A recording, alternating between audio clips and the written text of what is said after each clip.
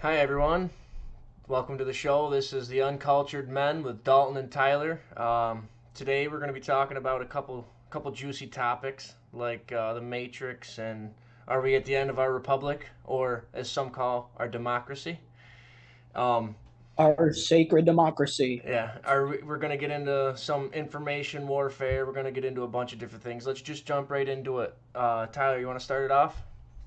Yeah, so that's a really good question. Like, are we at the end of the republic or democracy, as some people call it? And my stance is almost. I don't think we're quite there, but I think the answer is almost. We are one step away. We're looking over the edge, just because of what we've seen over the last 2 or 3 years. And I'm a relatively young person, so um, I can't really speak to the history of politics, the way things have operated in the past. So maybe it's always been this bad, but I've asked some of my elders, has it ever been this bad? And I don't know if it's just heightened awareness, like the internet. You and I actually have a common disagreement on the internet being a positive or a negative as for society. I tend to think it's a negative, but I'm the is opposite. is the internet is the internet escalating the demise of the republic? I think so. I think it really is, and I think it's just an information where when people control is inevitable, people are going to form governments, and so I think we're getting to the point where the republic is almost there. um I don't know the answer to the question, but I guess we can hash that out. I don't know, Yeah. what are your thoughts? Well, I think there's a couple ways to look at it. I personally think that internet technology, I think net positive. I think it's like 55-45. I don't think it's very much, very very much more positive than negative, but I think just the fact that let's say 60 years ago people didn't have the access to the amount of information that people do now. I think the internet and technology does two things. It makes people radical to it can help more people become radical. Well, I say help, but it can make people more radical by the algorithms. It can feed you only the stuff that you wanna be fed. So like you'll have far left, far right, and it'll drive more people radical. But the positive side is there's so much information that you can have access to that otherwise you would have to either go to a library or go, and it's so much easier for lazy people to get information now.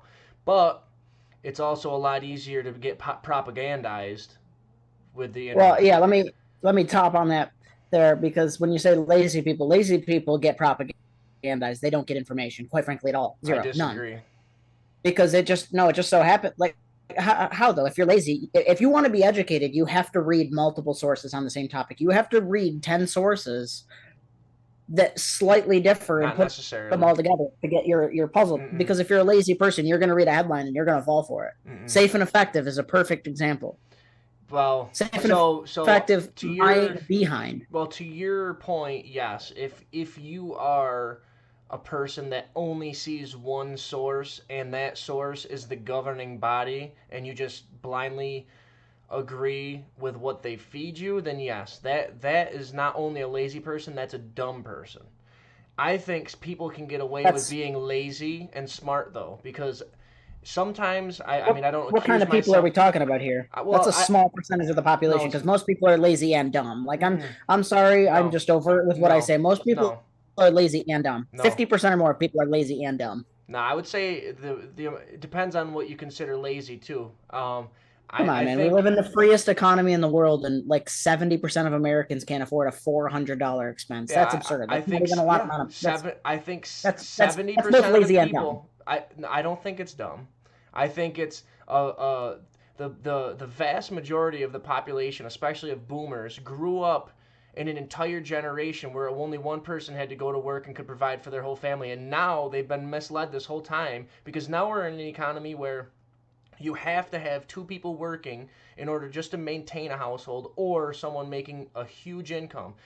Before 50, 60, 70 years ago, that was not the case. You could have one single person go out and work and you could make a bunch of money and live fine.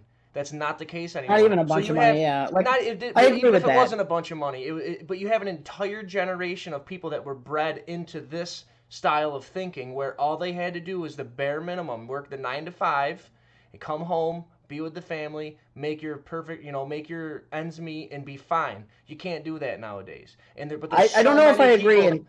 There's so many people, entirely. but then you have to think about it this way. You have an entire generation of people that were raised by people that were in this generation too that are being taught and told the same values, like just get a job, just go to college, just do this, just go get a job, be a simple Maybe. person and just make your ends meet, but you can't do that anymore. Well, yeah, there you go. So now The, but the you thing touched on a is point that actually ruins things, though. It's college. College is absolutely destroyed, and I think that's contributing more than the internet. I think we can even flip the coin here.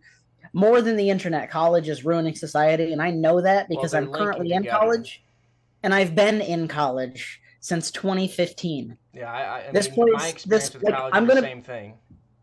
It's you have to acquiesce, or you will not succeed in college. So part of the reason I've been so successful in college is because I've been a rock ribbed conservative or freedom loving conservative, I'll say, but I've acquiesced. I've done the right things.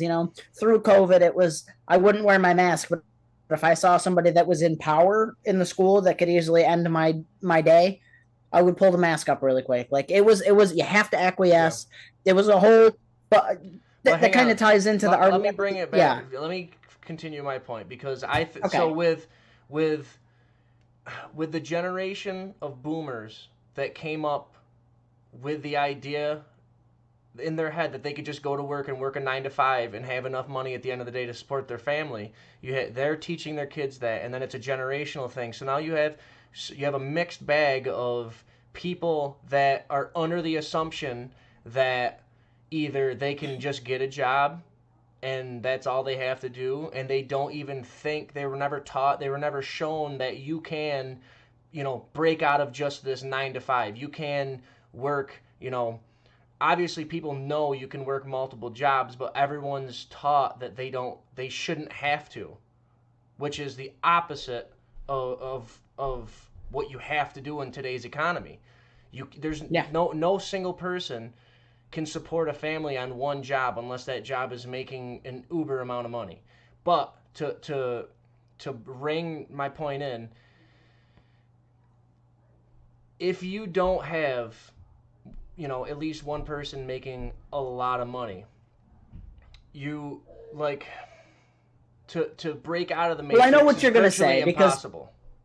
because what it used to be was a house was twenty Oh, thousand but dollars. hang on, because we were talking about a lot of people being lazy and how the information can be fed to them. So I don't necessarily. I think people are brought up not knowing they're lazy. Do you know what I'm saying? Because they were taught that you Yeah, only have to work your 9 to 5 and you don't have to go above and beyond, and they don't know that they're being lazy because they don't know that they have to do more than that.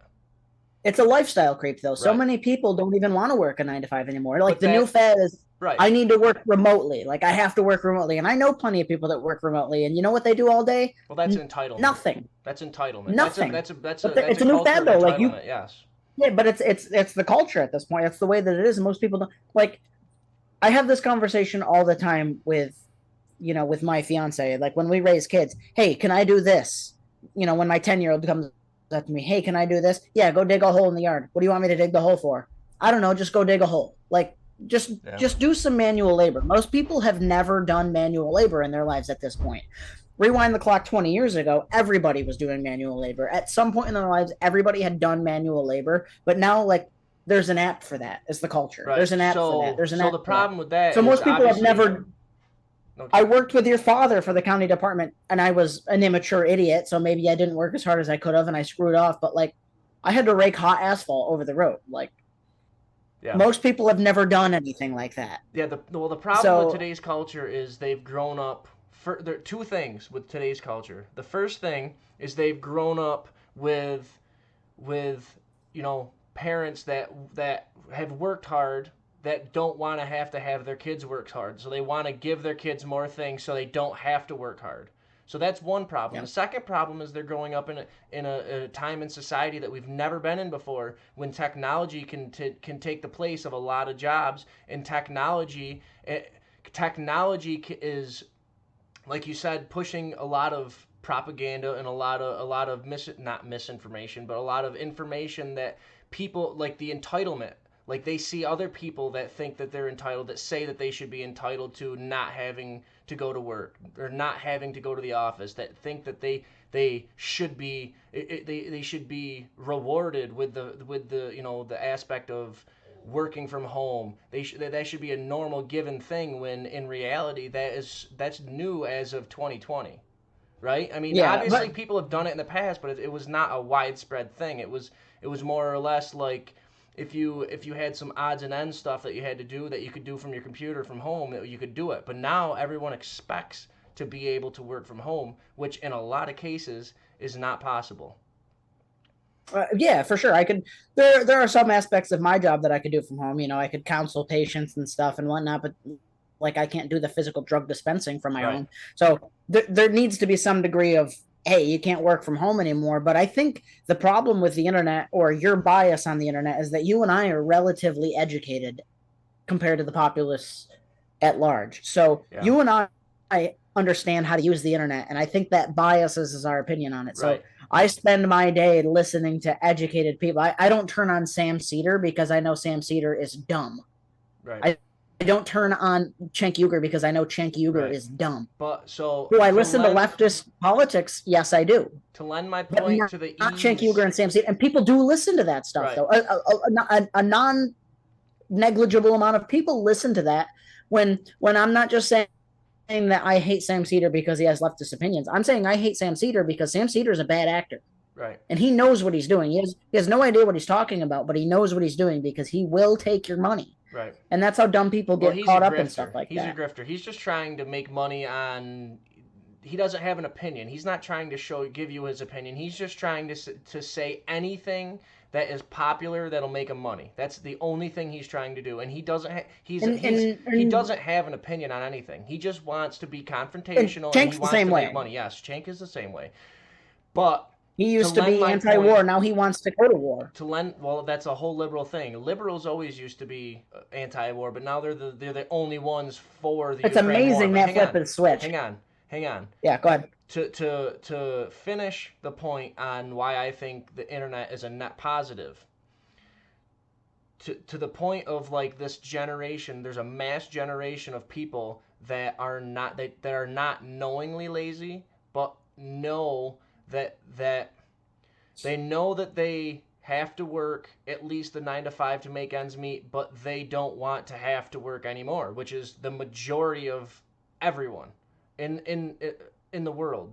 They want to only have to work the bare minimum, right? So the access to information that we have now lends its hand to especially to people to people that don't want to have to search, that don't want to have to go to the library, that don't want to have to go out of their way to seek information, that don't want to just watch TV and be fed bullcrap.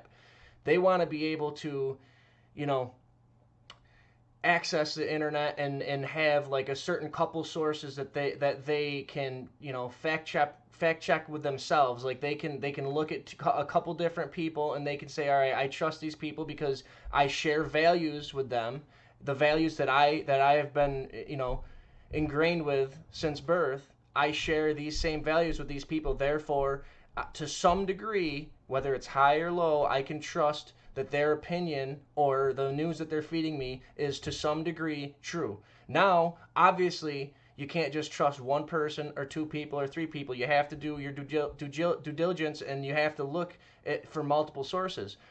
But there are sources that, if you have done your homework, you can trust one to two sources, especially if you're on the internet and you know you've been watching these people for a while, and you know that you have similar values, and you are looking for the similar things in life, right? And you Well, and maybe you so, but you find out can't that you you can can't get trust them. caught up in like a cycle too, because you got to understand, like, Somebody I think that's genuinely trustworthy is somebody like Ben Shapiro. I watch Ben Shapiro every day.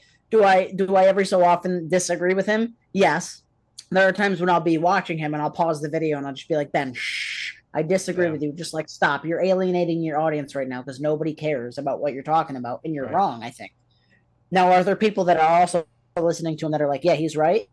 Probably. Yeah. But most of the things I disagree with him on are not factual things. On the Right. factual things, I can trust Ben Shapiro because I know Ben Shapiro does his homework on the factual things.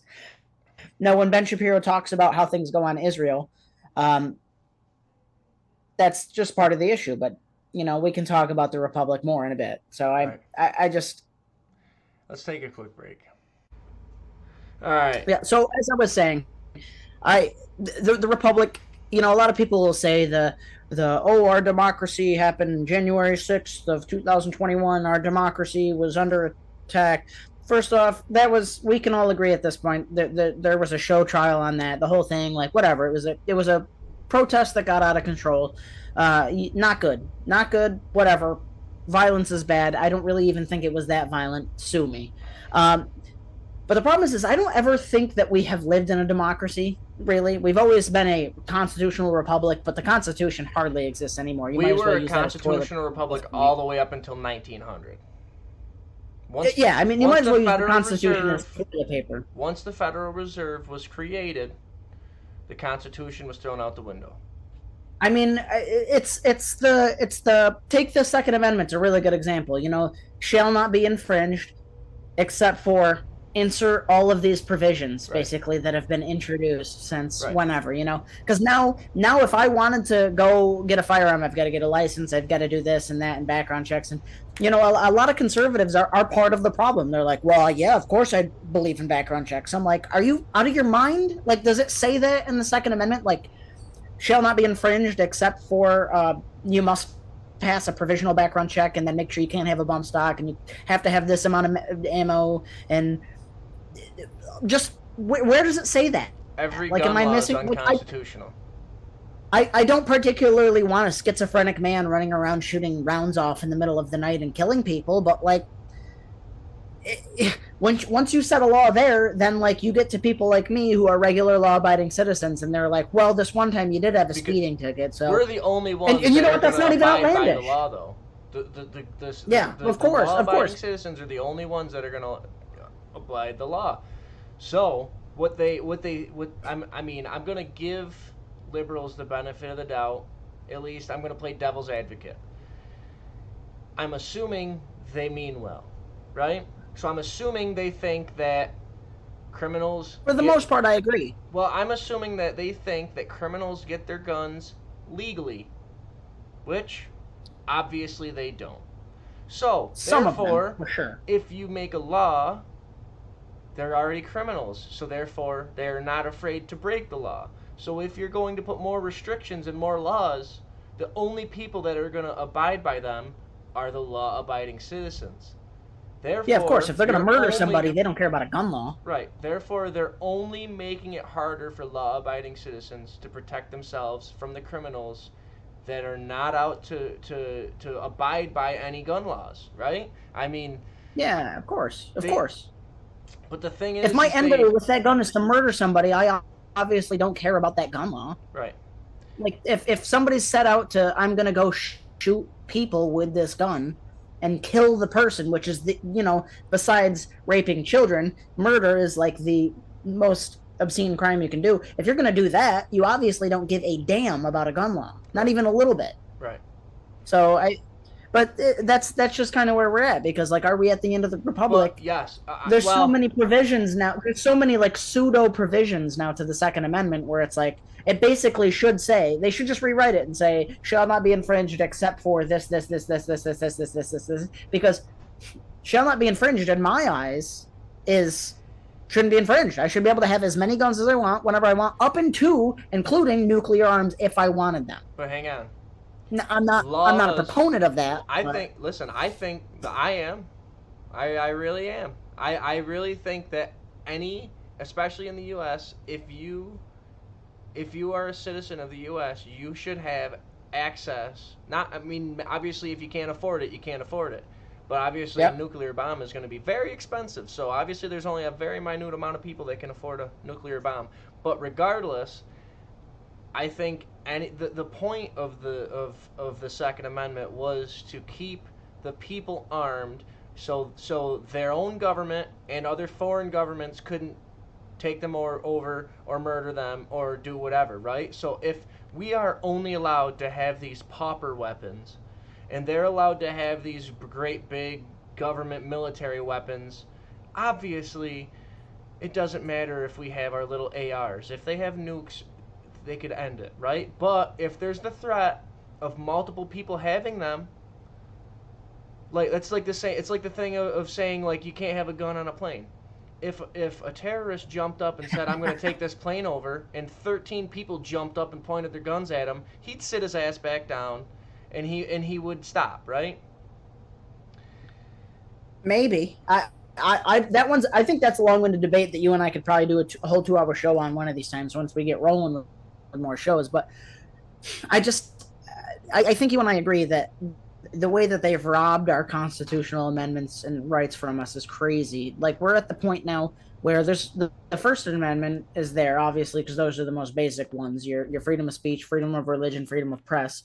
But the Second Amendment is there to safeguard the First Amendment, of course. And so it's very funny to me how people would say things like, oh, Donald Trump is a fascist. Donald Trump is akin to Hitler. And then I'm like, yeah, you should own a gun. But they're so anti-Second Amendment. Like, if you actually genuinely believe that your leader is akin to Hitler, wouldn't you like a gun to protect yourself from him? Yeah. And so many people were like, well, guns are dangerous, and well, if you're pro-life, why are you for people owning guns to shoot up schools? Well, I mean, you're really reaching a bridge across the Atlantic Ocean. Let me make one point that will destroy every single liberal argument.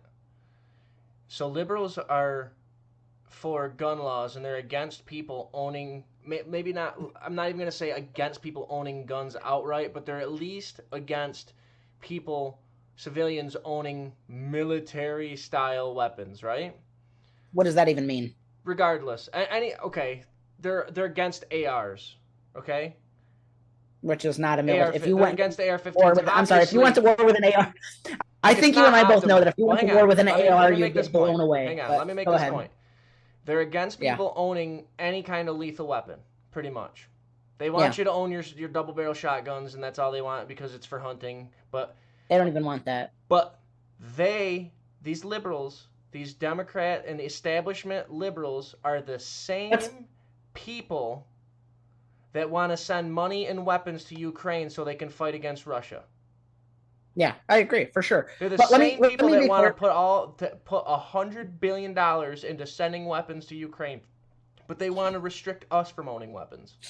Yeah, that's fair. That's of course. Yeah, just so our listeners are clear. I'm totally anti anything Ukraine. I could give two craps about Ukraine. I think they're the second most corrupt country on earth behind the United States. I'm not particularly a fan of Russia. I don't know enough about Russia. I don't care about Russia, but I certainly don't care enough about Ukraine to send them $350 per American, not per taxpayer, per American. I don't care about that.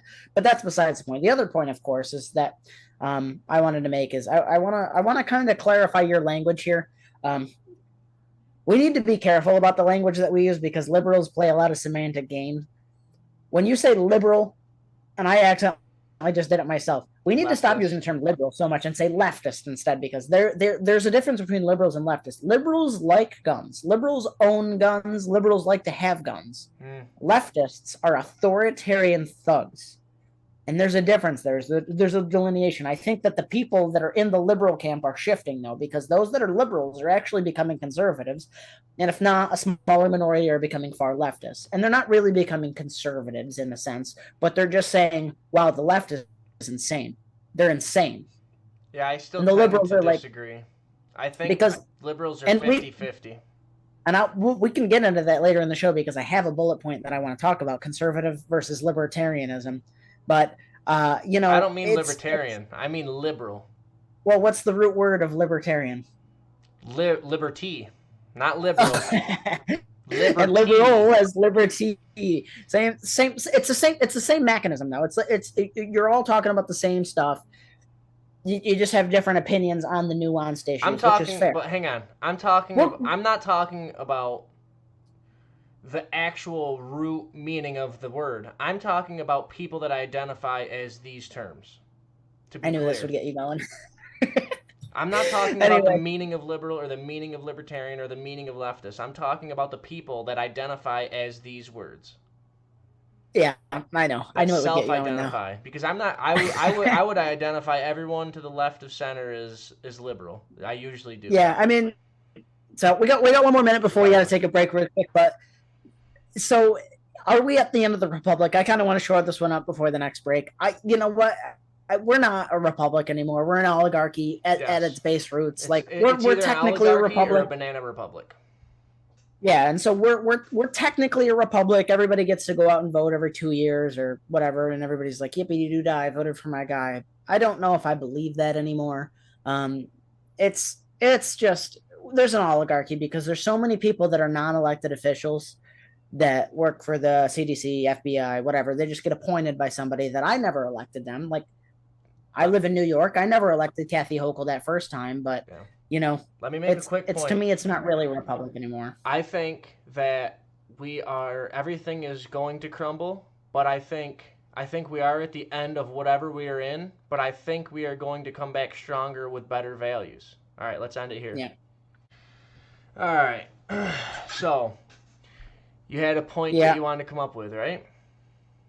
Well, yeah, I was just I was ending it on the like, are we at the end of the republic? Right, And right. so I think we've kind of come to the terms that yeah, we're at the end of the republic almost.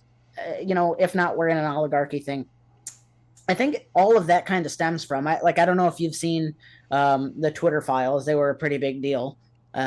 Basically, for those who haven't heard, if you haven't heard right now, you must live under a rock. That Elon Musk is kind of giving information after he bought Twitter to some journalists, and they're showing people what was going on before Elon Musk bought Right. Twitter. And the gist of it is that they were censoring people based on political ideology. Well, They were was the FBI and yeah, yeah, of CIA course, were actively telling these companies to telling them, censor certain stories because they were Russian disinformation. which Now which is crazy to me. that first of all is undoubtedly election meddling. First of all, Yeah, based on polls that say that if people knew about the Joe Biden story, that is the number one story that was censored, that the FBI told Meta, told Twitter, told all of these companies to censor based on well, Russian Zuckerberg was on disinformation. Joe Rogan and he said He that, said it so explicitly. it's no Said it. shock to me. It didn't even hide it. Just explicitly said it. I'm surprised he Yeah, said it. Regardless, now we're I finding know. out the receipts. Like Elon Musk is bringing out the receipts that they were of them actually censoring specific people based on political ideology, not even based on you know community standards, not based on the company's policy, not based on anything, just purely based on ideology. Secondly, Well, hang let on. me touch on that quick. Keep your Okay. second one in mind there because I think it's weird that conservatives or libertarian conservatives will just they have to wait for the receipts for some point because when I argue with people, specifically leftists, they're like, "Do you really think that the government would try to censor you, or do you really think the government would try to give you a bad vaccine or this or that?" I'm like, "What the hell makes you think that they wouldn't? What makes you think that the government needs to tell you the truth? What makes you believe that the government is telling you the truth? Think for yourself for one moment, and if you can't see through the lies immediately, then there's a problem with that because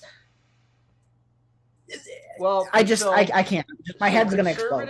conservatives and libertarians don't need the receipts. The people that need the receipts are the leftists, the left leaning liberals, the Democrats, the establishment left, the establishment Well, right. I Those are the like the people that receipts. It's need the receipts to believe it because they're so indoctrinated, they are so brainwashed, wait. they are so deep into the matrix that they need a slap in the face. They need solid evidence that this stuff is going on. They cannot believe it, and they don't even believe it when it comes out. There you Liber- go. That's what but the problem is that but they don't believe it when it comes out conservatives because and libertarians had their doubts the entire time.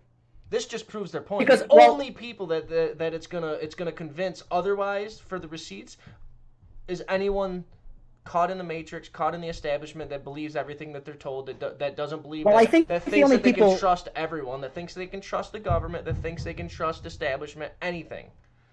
Yeah, I think the only people that really benefited from the receipts coming out were the people that were like 70% of the way there, that were like, I believe it. I believe that the CIA assassinated Kennedy, but I need some pure rock solid Well, evidence right. before I That's believe my it. second point. Is not only were these receipts coming out of Twitter showing that explicitly showing that the government has its hand in censoring speech. That's the first point. The second point is not after this came out, Tucker Carlson came out with an entire piece with the Kennedy assassination with documents that came out about the CIA that proves that they had some sort of role in the assassination of Kennedy, right?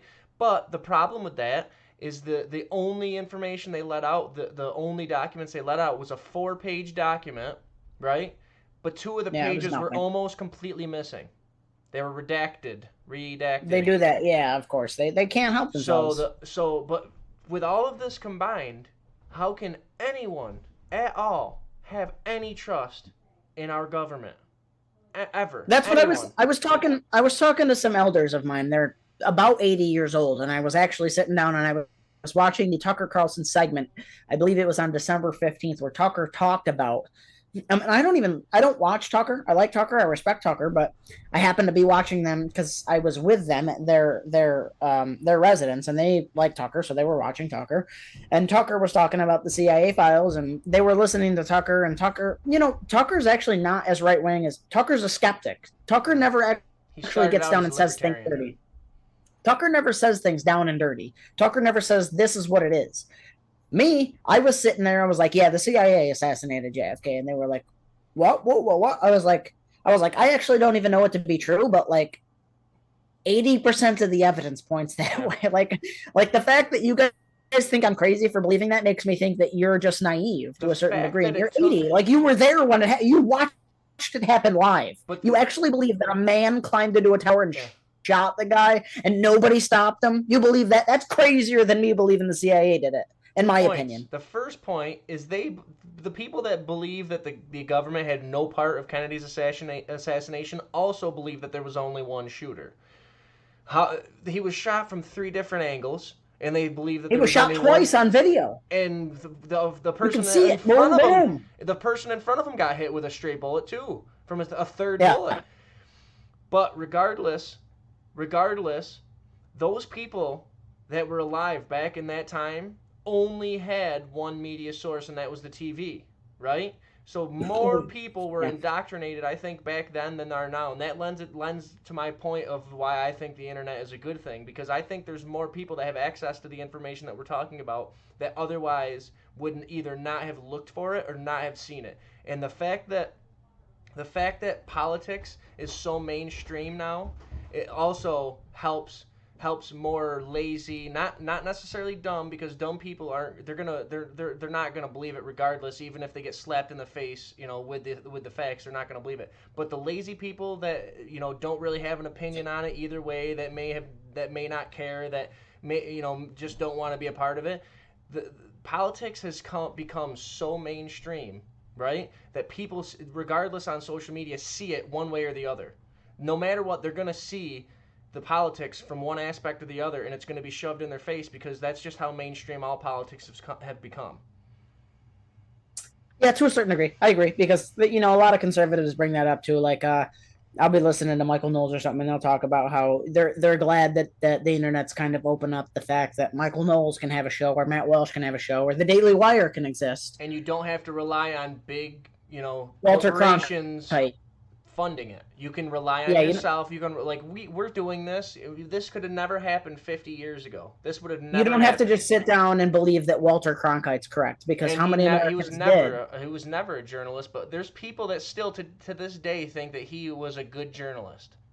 Yeah, but I don't know. But like the thing that worries me the most is, and maybe this is the actual libertarian in me, or the freedom loving conservative in me, that says it's crazy to me because if I log on to Instagram and I see a COVID post, or Twitter or Facebook, I see a COVID post, there's the link to the Yeah, CDC there. right. And I'm like, you guys have outstretched or outstayed your payment here. Like, there's nobody.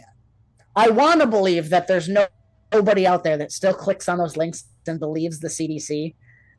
But then I also work in healthcare, so I see that, and I work in healthcare where masks are not mandated. For our listeners, I'm in pharmacy school, and I'm going to be a doctor of pharmacy in May. There are people that, and I just work regular retail pharmacy. I'm not some life saving person. I don't need praise. I'm not giving you my credentials. I'm just letting you know. I work. Thank you for the slow clap, Dylan. The soft clap there. I The healthcare field is destroyed. It's gone.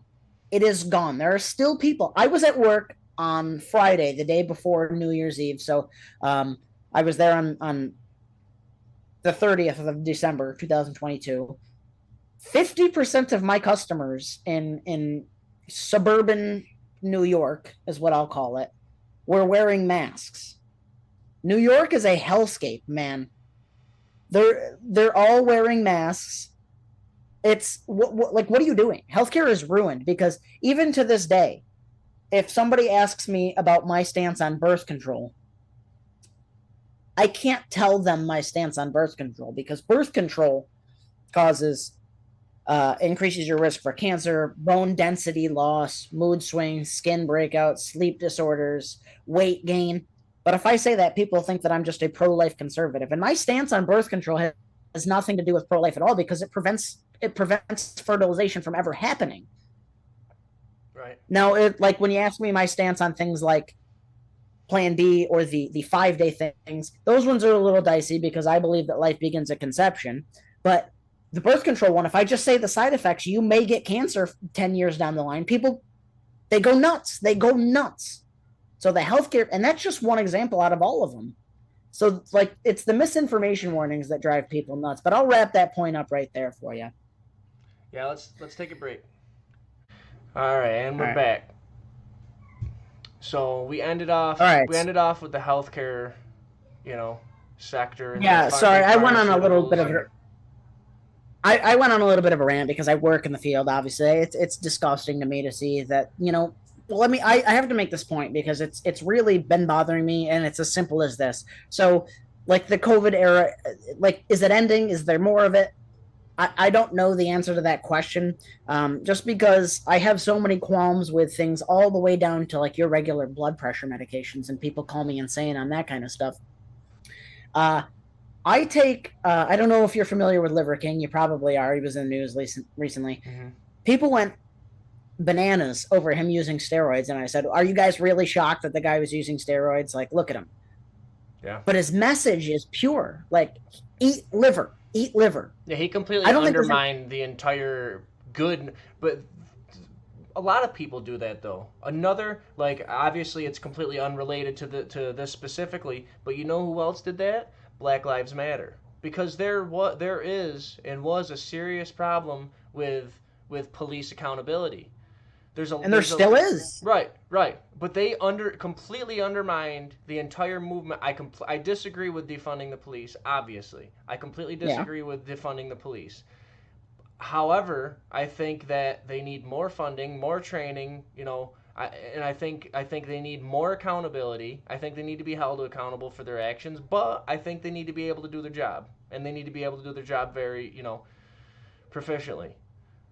All right. But to tie it back into Liver Really King, quickly. there, Yeah. So first off, I put another note for later in the show that you and I, when we get into one of our other points, talking about defunding the police, because that's actually where I get super anarchist libertarian. So I think you and I are going to no, disagree. no, no, no. I think I'll agree with you a lot more on Well, that. we'll go back into it. Yeah. But so the the Liver King thing, where his 9 ancestral tenets. I don't know all of them off the top of my head, but get good sleep, eat good food, and his good food is contrary to what they believe is good food. He eats red meat and organs and Nutrient healthy, dense meat. nutrient Yeah. dense foods. Yes.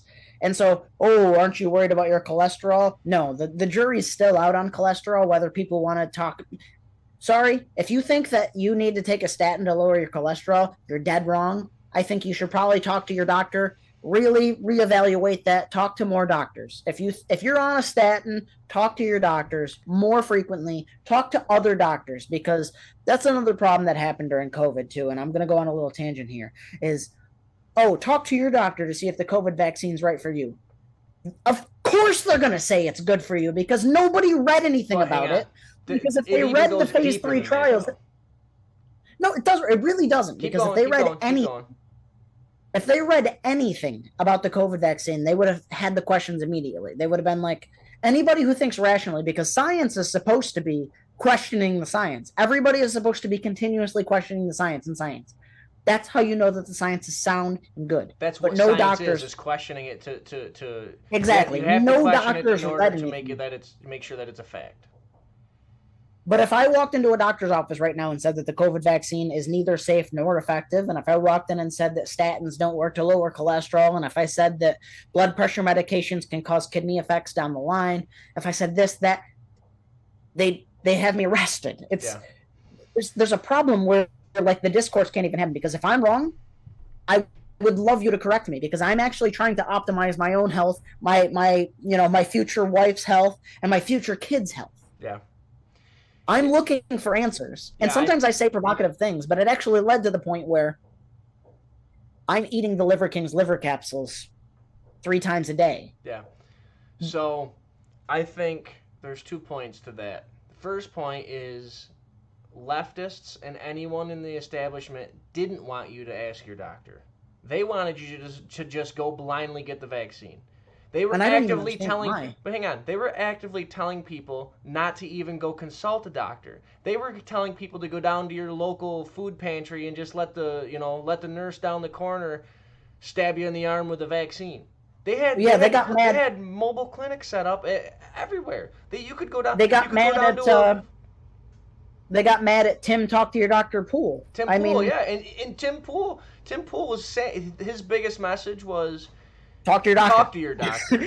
I was listening to him More opinions. today. Get more opinions about it and go talk to your doctor. But Which people were I arguing with disagree him with and as well. saying that you don't need to. Just go get it anyway. Which I'm in the opposite camp. I say don't talk to your doctor either, because they're a stupid parrot. They're gonna say the same thing. They're gonna say the vaccine's great for you. How many people went to their doctor and their doctor had no idea, but because the CDC said it was okay, they went and got the vaccine, and then they still got COVID? yeah.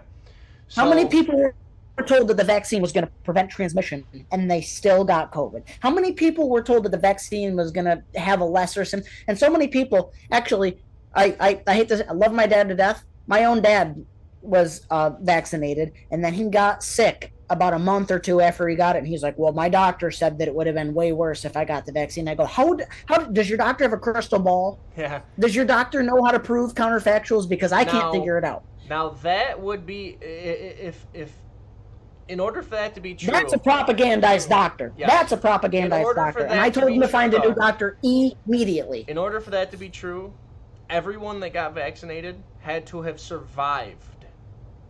Right? Which didn't happen. It Well, didn't I don't happen. even believe That's that. like saying the What person I that think, got the vaccine and got 3 boosters and then died from COVID, they would have had a worse effect if they didn't get the vaccine. yeah, and so you know? and so.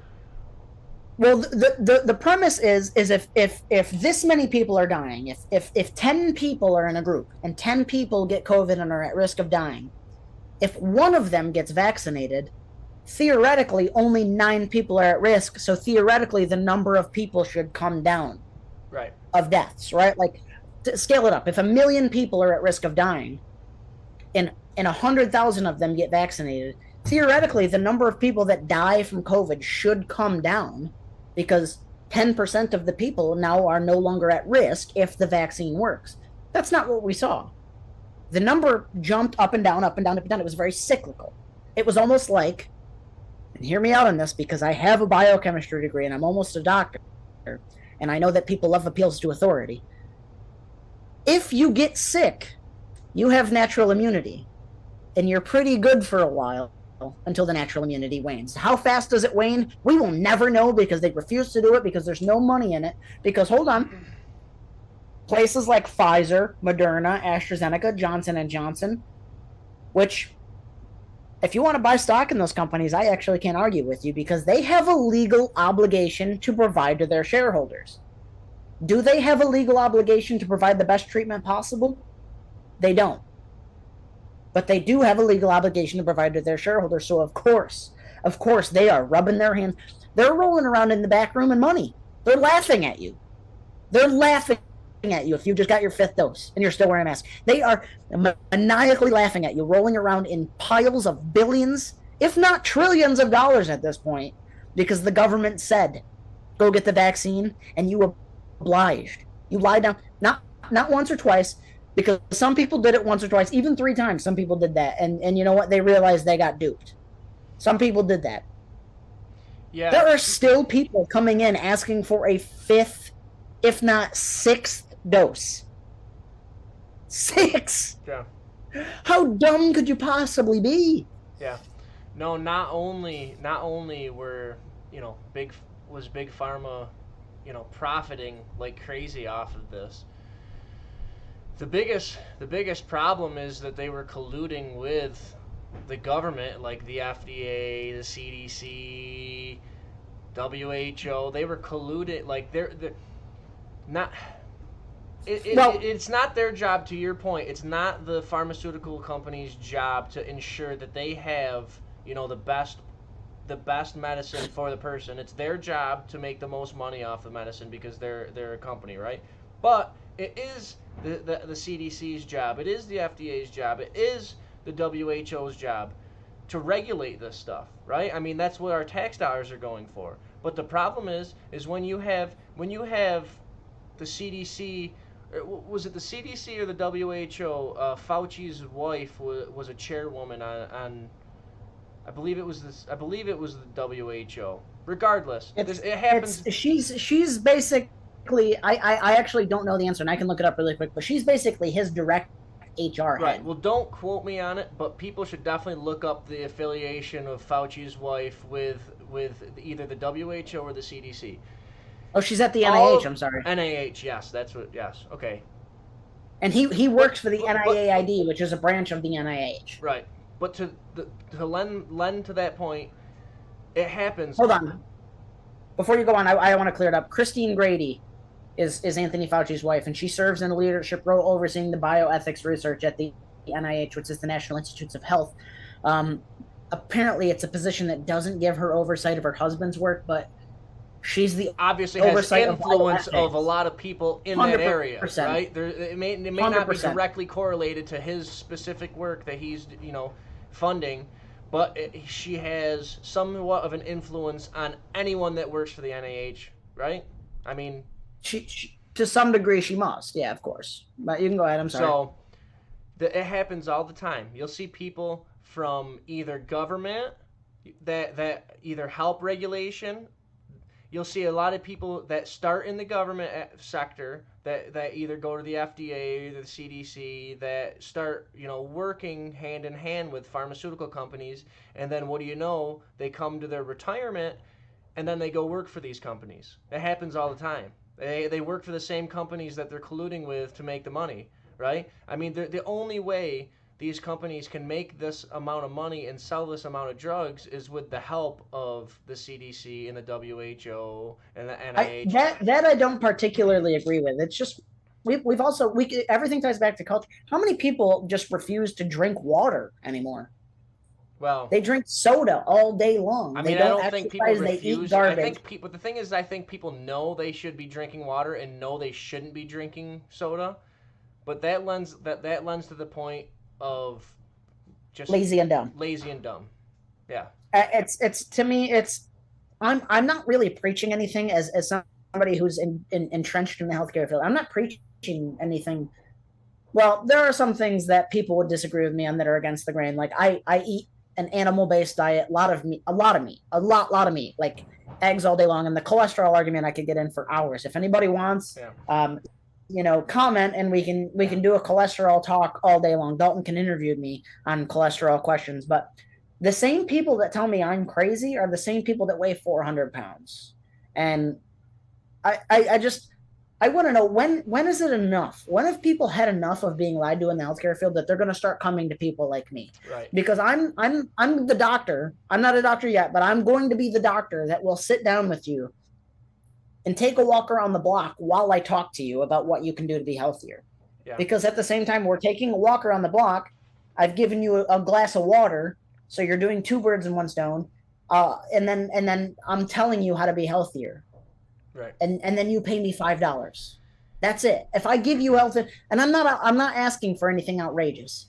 Yeah. I'm saying you give me $5, I'll walk around the block with you a mile, and in that mile walk, which is 20 minutes, say, I'll give you 20 minutes of regular health information I only because have I'm really $4. not in it. Well, that's fine. We can walk 0.8 miles. I'm not in it for the money. I'm in it to actually watch people get better and be healthier and But find their most prosperous self. I'll let you make one 20-second point. yeah, but regardless, the point that I want to wrap it into is, we got a little off track, but the one I want to wrap it into is what was seen as misinformation a year and a half ago is now truth. Remember that. Well, the difference between a conspiracy and the truth is about 6 months, is what they Yeah. say. So, so All right. are we going to see more power grabs from COVID, or are are are some I people just think dumb enough to do it forever, so. They're already regardless? coming out with the tridemic. I'm sure you've seen the tridemic. Of course, of course. I actually don't really. I think they've said there's a flu, RSV, and And COVID. I don't COVID. know if pneumonia is part of it. No, not Wait pneumonia. until they come. RSV, flu, and Wait COVID. until they get that quad-demic going. Yeah, Wait until they get yeah. that quad-demic There, going. but the thing, what I want to help people do. I'm not a major health expert. I'm not a major, expert in anything like as far as politics. I'm obviously, I'm not in politics, but I But want you're to not nothing. You know enough right. about it. Well, what I am an expert in is not allowing people to manipulate me. And I'm not even an expert in that. I'm just not You're I'm not I want to help people realize that not everyone has their best intentions for them in mind.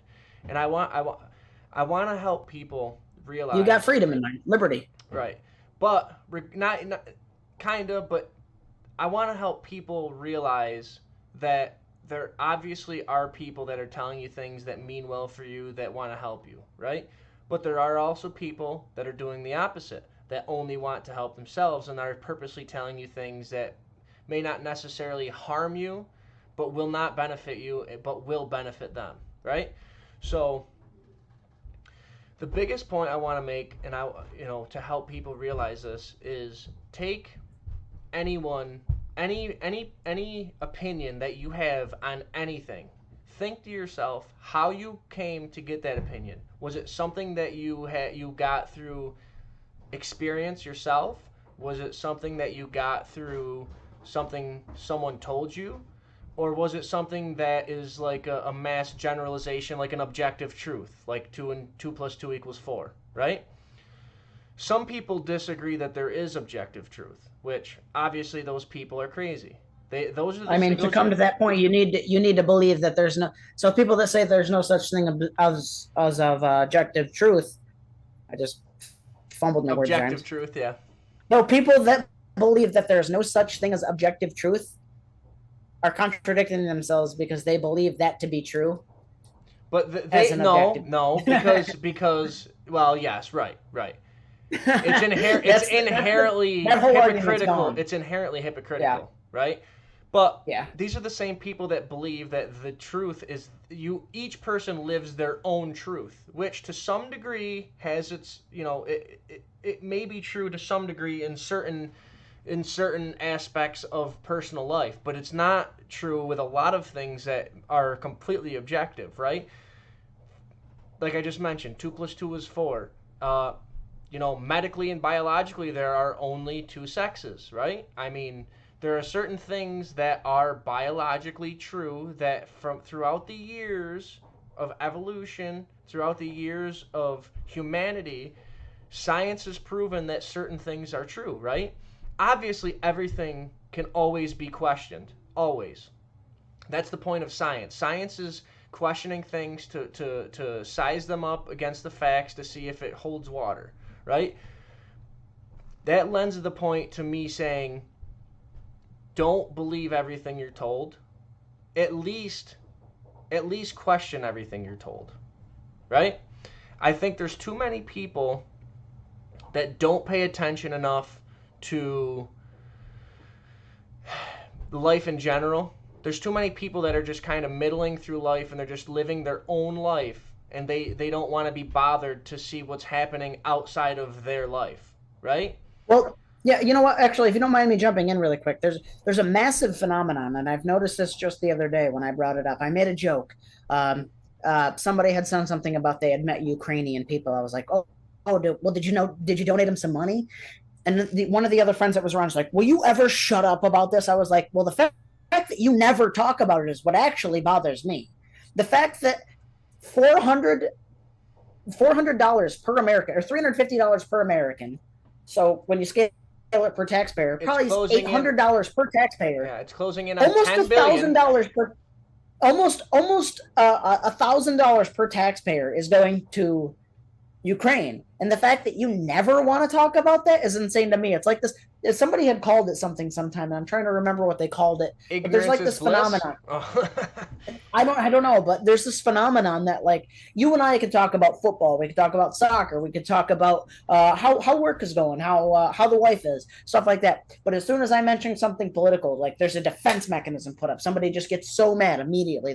They're angry and they don't want to talk about that. Immediately change the subject. They'll get mad at you for bringing it up. And the point is like, why do you never want to talk about this? Because I don't know if it was Aristotle, but somebody said that the refusal to participate in politics leaves you governed by your inferiors.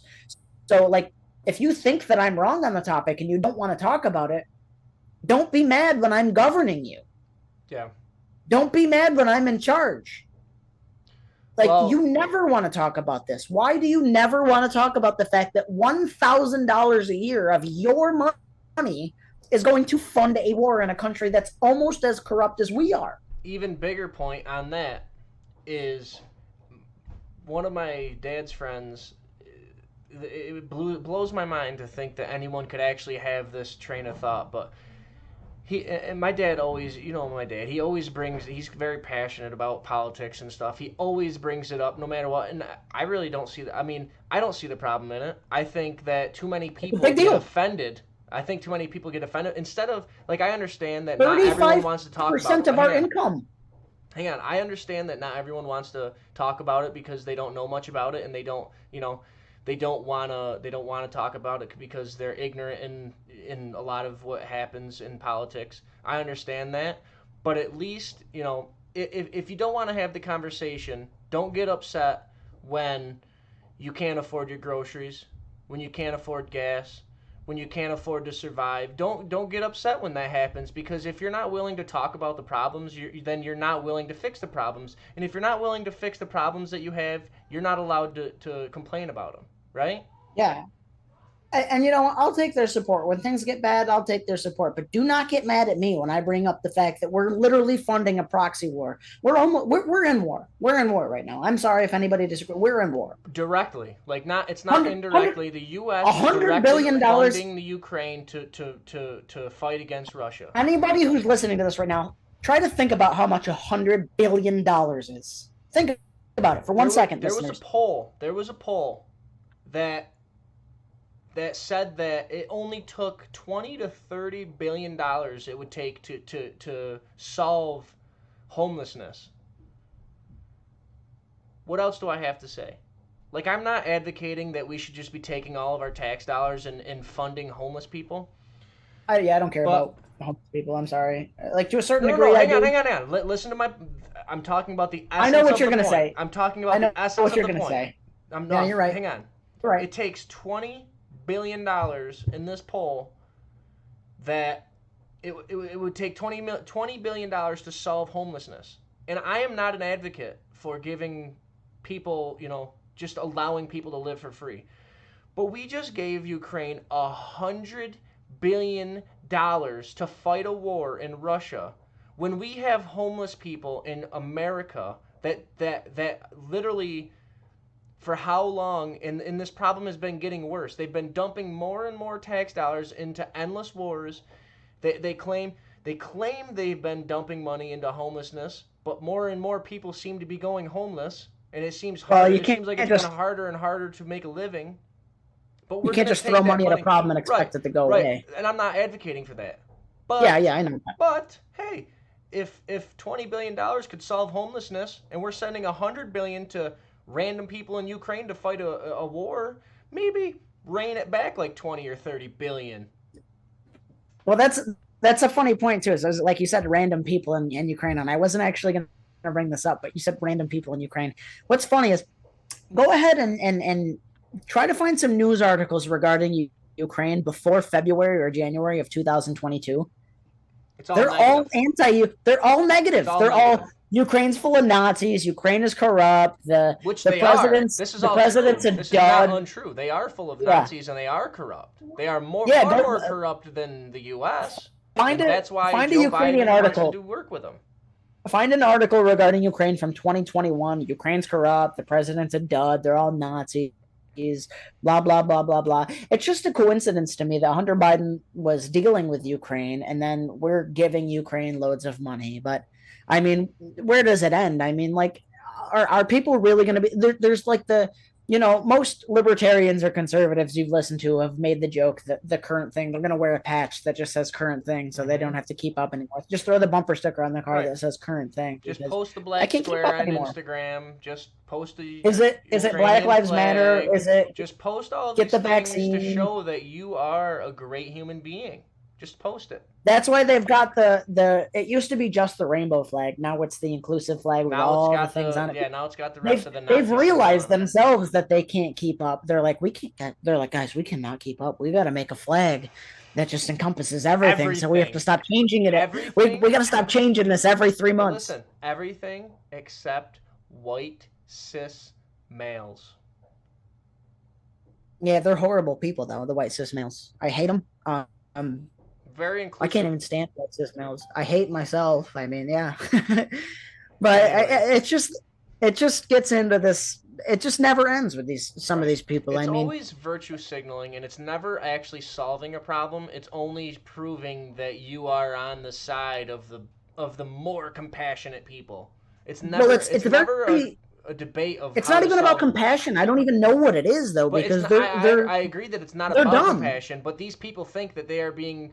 But you have to understand that these people are doing this to seem like they're more compassionate than the other side. Like That's a whole debate. Like I think you said earlier you'd like to believe that they're being compassionate or they're doing it out of good faith. I don't I'm know. Like talking I'd about like, regular people and civilians that maybe believe the ideology. I'm not talking about politicians. I'm but talking about so in regular general, people. in general, I'd like to believe that too. But when like the FBI goes and raids Mar-a-Lago and they do backflips and cheers, even after 6 years of investigating the guy, they've never found anything. Like I feel like if you wanted to find something after 6 years, you'd probably find it, right? Like Right, but the a grand jury can indict a ham sandwich and they haven't found anything on this but guy but yet. I'm not but even a huge fan of Trump. the I problem. think that the guy, I will not, just our listeners, I don't want to endorse anybody here, but I don't think I'll be voting for Donald Trump in the next election. You know what? I will endorse him. Rand Paul. Rand Paul is your man. And here's Rand Paul gave me $90 billion to say this. You should vote for Rand Paul in the primary for 2024. Rand Paul is your man. Down with Anthony Fauci. This and my name is Tyler, and I approve this message. So the You point got one about minute.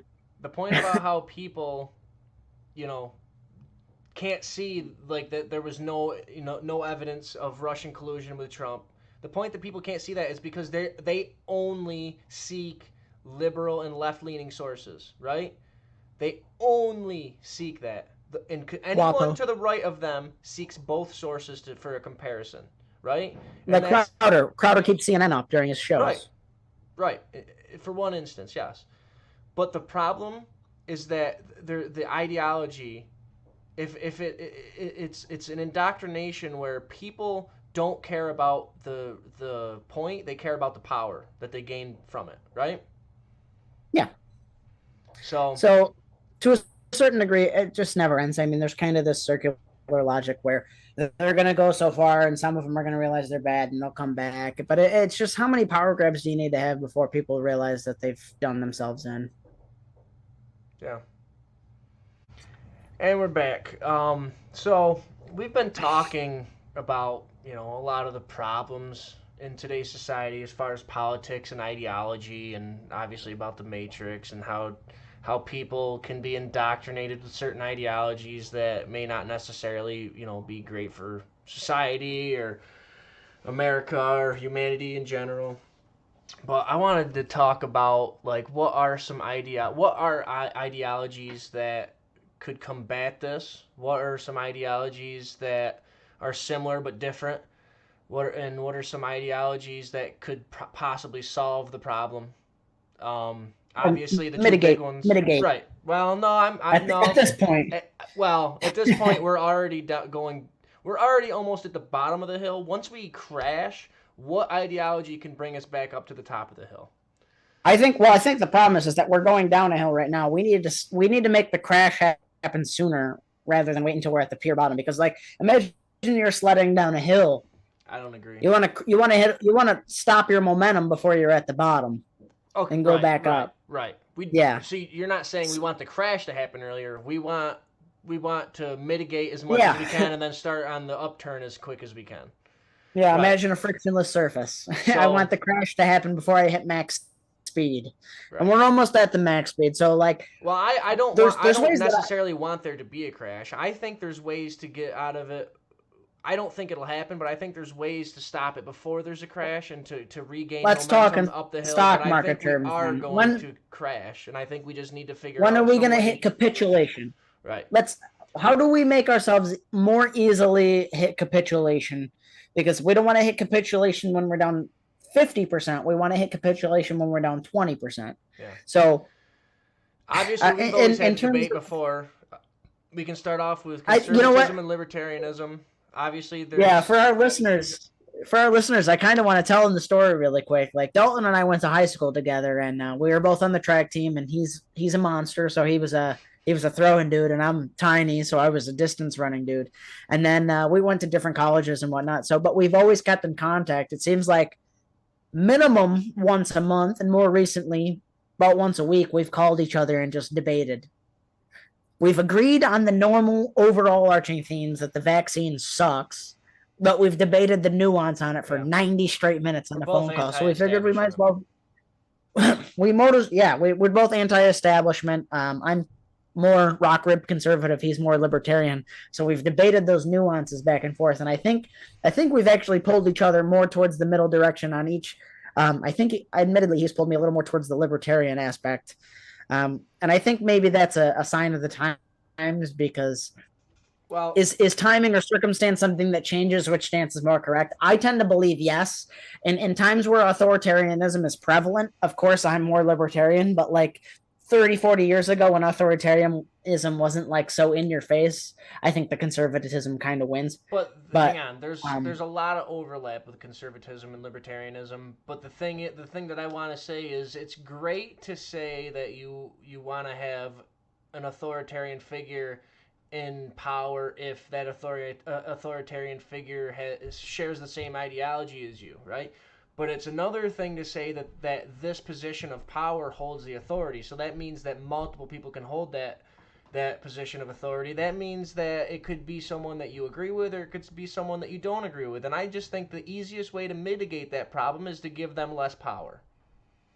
well, yeah, and so um, you kind of said something, and I can't skip over it. You said you'd rather have somebody that's an authoritarian in power that you agree with. No, I don't. no, no, no, no, no, no, no. I did not say that. No. What I was saying is it's easy Are to. you saying in general some people would? Yeah, it's easy to say that someone, I would not. I don't want there to be an authoritarian regardless of what they agree with. It's easy, but it's easy for someone to say that yes, I agree that this authoritarian should have this much power if they agree with you, right? Well, it's It's hard to cut easier to out say what that. authoritarian is, because, like, a good example is, and we watched it about 6, 7 months ago, was the overturning of Roe v. Wade, and people were like, "Oh, we live in a totalitarian state now," and I'm like, "Why? Because you can't murder your baby." you know. So we need to actually Right. parse out what totalitarian authoritarian leadership looks like, because I'm pro-life. I think life begins at conception, and you probably shouldn't murder your baby if it's 20 weeks in gestation. You probably shouldn't do that. But like, so full disclosure, I'm not a huge fan of Turning Point USA anymore. I think that they hold some decent beliefs, but I think that that's a grifting company as well. Generally, for anybody who's listening and likes them, I think they grift pretty hard. They're a nonprofit, so they kind of guise themselves by that. But I Is worked for them for like literally two days. I worked for them, is that Charlie and Kirk, Turning Point? yeah, yep. And I don't disagree with Charlie Kirk a lot, but he really pulls me in a bad faith direction that I'm not in love with. Charlie Kirk is the kind of person that would enjoy authoritarianism if it was a conservative in power. Yes, yes. And so, but the problem, my point is that I worked for them for a couple of days, and I just wanted to preface that I'm not in love with that company anymore. I've seen not great things out of them. And not even internally. Like I wasn't that internal. I was just a campus coordinator. Um, but I would debate college students, and I would ask them their stance on abortion, and they were very. I don't even know how to describe it. Sycophantic, and to the point where they would say, "Oh, well, you hate women," and I'm like, "No, I love women, and that's why I'm going to get married to one," you Right. know. But they would ask me, "Oh, are you going to the women's march?" And I'm like, I don't know what that is." They're like, "Oh, well, we're going to go protest for our rights," and I say, "Well, which rights do you not have?" And they're like, "Well, the right to control our own body," and I'm like, "What are you talking about, like vaccine mandates and stuff?" And they're like, "No." The right to abortion. I go, well, why do you have the right to abortion? Like, why shouldn't the baby in your womb have a right to live? And they say, well, I should have the right to abort it, and blah, blah, blah. Everybody knows these arguments. But I say, well, up until what point are you okay with aborting that baby? And they say, anytime. I go, well, at 8 months and 29 days gestation, you're okay with killing that baby? And they say, yeah, it's not a baby until it's born. I go, that is sycophantic thinking. You're a psychopath. Very delusional, yeah. That is more authoritarian to me. I don't even know what that is, because I don't But think it's author. That's so liberal. That's so I can kill my baby and get away with it I feel behavior. like I but don't I even feel know like the what that people is. that would agree with that are the people that will never have kids. Right? I mean, there's not too many people that are gonna grow up and For have a the kid's family sake, that are I gonna be like, hope yeah, I not. wish I aborted my kid when they were before they were And born. you know what? You know what's funny here is anybody watching in the background may have seen that my cross is uncovered here. Uh, I never even use a Christian or Catholic argument in base of my argument on pro life policies. These people are just sycophantic. Like it's just that I believe life begins at conception because there's no other good guideline to when that begins. And I know we're kind of off topic here, so I'll get back on. You and I can do another stance on Yeah, well, abortion. we don't. I don't think we disagree too much on this. I mean, if there was such thing as a pro-life libertarian, that's what I am. Well, you know what? You know what? Maybe next week, I kind of want to talk about some good arguments people can give for abortion, because to me that's my top issue. Nobody should be murdering babies. Um, we can do anybody who's listening. We can do it a couple times in the future, because a lot of people I've noticed don't know how to argue in favor of life. They Or don't have don't good think arguments. about it. Or you know what? It's crazy because they say 60% of people are in favor of abortion or But like okay with it. But let's final get point back on on yeah. topic. Hang on. Final point Yeah, before we end this. Uh, a lot of people are pro-abortion until they. or pro-choice. Okay, right, pro-choice. But when you bring up like the term, and what you know, at what point do you are When you you should show you them what it not be is. right? Should you not be able to have one? It's still not that not that far along. Most people agree that it shouldn't be that far along, especially not after the first trimester. Most people agree. Especially when I show them that a heartbeat happens at 3 or 4 weeks. Right. They lose their mind. All right. They're But like, I didn't know regardless, that. let's get back to the Yeah. point. So What how do we fix ideology? the problem? First off, we need to fix the culture here. The Right. problem is that if I turn on Netflix or Hulu or anything right now, like I'm just bombarded with Right. black gay lesbians. Right. Like So I we need think to this. combat that. Daily Wire's got it in their pocket. They're doing a great job. They've Yeah. really, if you're not a subscriber and you really actually like conservative things, Daily Wire is putting out movies that are not even political at all. They put out movies like Prayer on the Terry, or they put out the documentary, of course, What is a Woman, which Did was you just say hilarious. prayer on the Terry? It's Pr- terror on the prairie. But anyway. But hang on. So Come, the come on, point, the guys. point of Come on, guys. the point. Guys, come on. It's All not right, a Joe joke. Biden. So the point of the argument, like, is it's not like what ideology is better, conservatism or libertarianism. The point, the nuance is voting, right? Because I mean, most, I don't want to say most, but a lot of conservatives at this point, and I mean civilians. A lot of conservatives and libertarians are very closely related as far as it comes to ideology, morals, values. You know, Freedom based. not even just freedom, just in general. Most people in today's society that are libertarian or conservative share very similar values as far as like family first. You know, there's objective truth, Yeah, less I government agree. control. Most conservatives and libertarians can agree on these things. The problem is when we go to vote, right? Because you either vote Republican or Democrat. There's no you're not going to vote for a libertarian and expect him to win. But I do think we at the very least, need to vote for people that are at the very least libertarian or conservatively minded. Voting for a Republican that is a rhino Republican is worse than voting for a liberal Democrat. Yeah, and so let me. I don't know how far our race is going to go here, but anybody that's ever voted for Dan Crenshaw, reevaluate who you're voting for, please. Anybody who's ever voted for Mitch McConnell, please Well, reevaluate. hang on.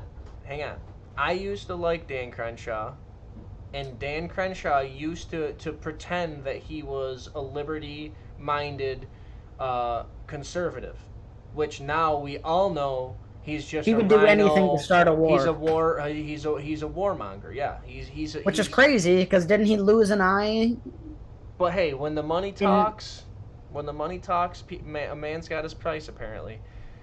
But Oh my regardless, god. the points that we, I guess what we need to think of when it comes to like voting or what values or morals to look for in a representative, I think is where the argument, is where we kind of disagree as far as conservatism or liberalism or libertarianism and different nuances and different points. Did you have any specific points you wanted to hit that we're gonna that you wanted to talk about as far as the differences between conservatism and libertarianism?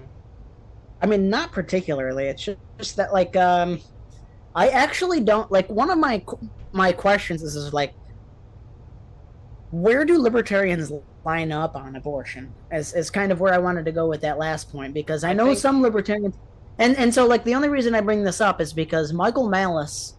I like Michael Malice, and if anybody who doesn't know Michael Malice, he's kind of just an anarchist dude, and he actually has some really good points, and I think you should give him a check.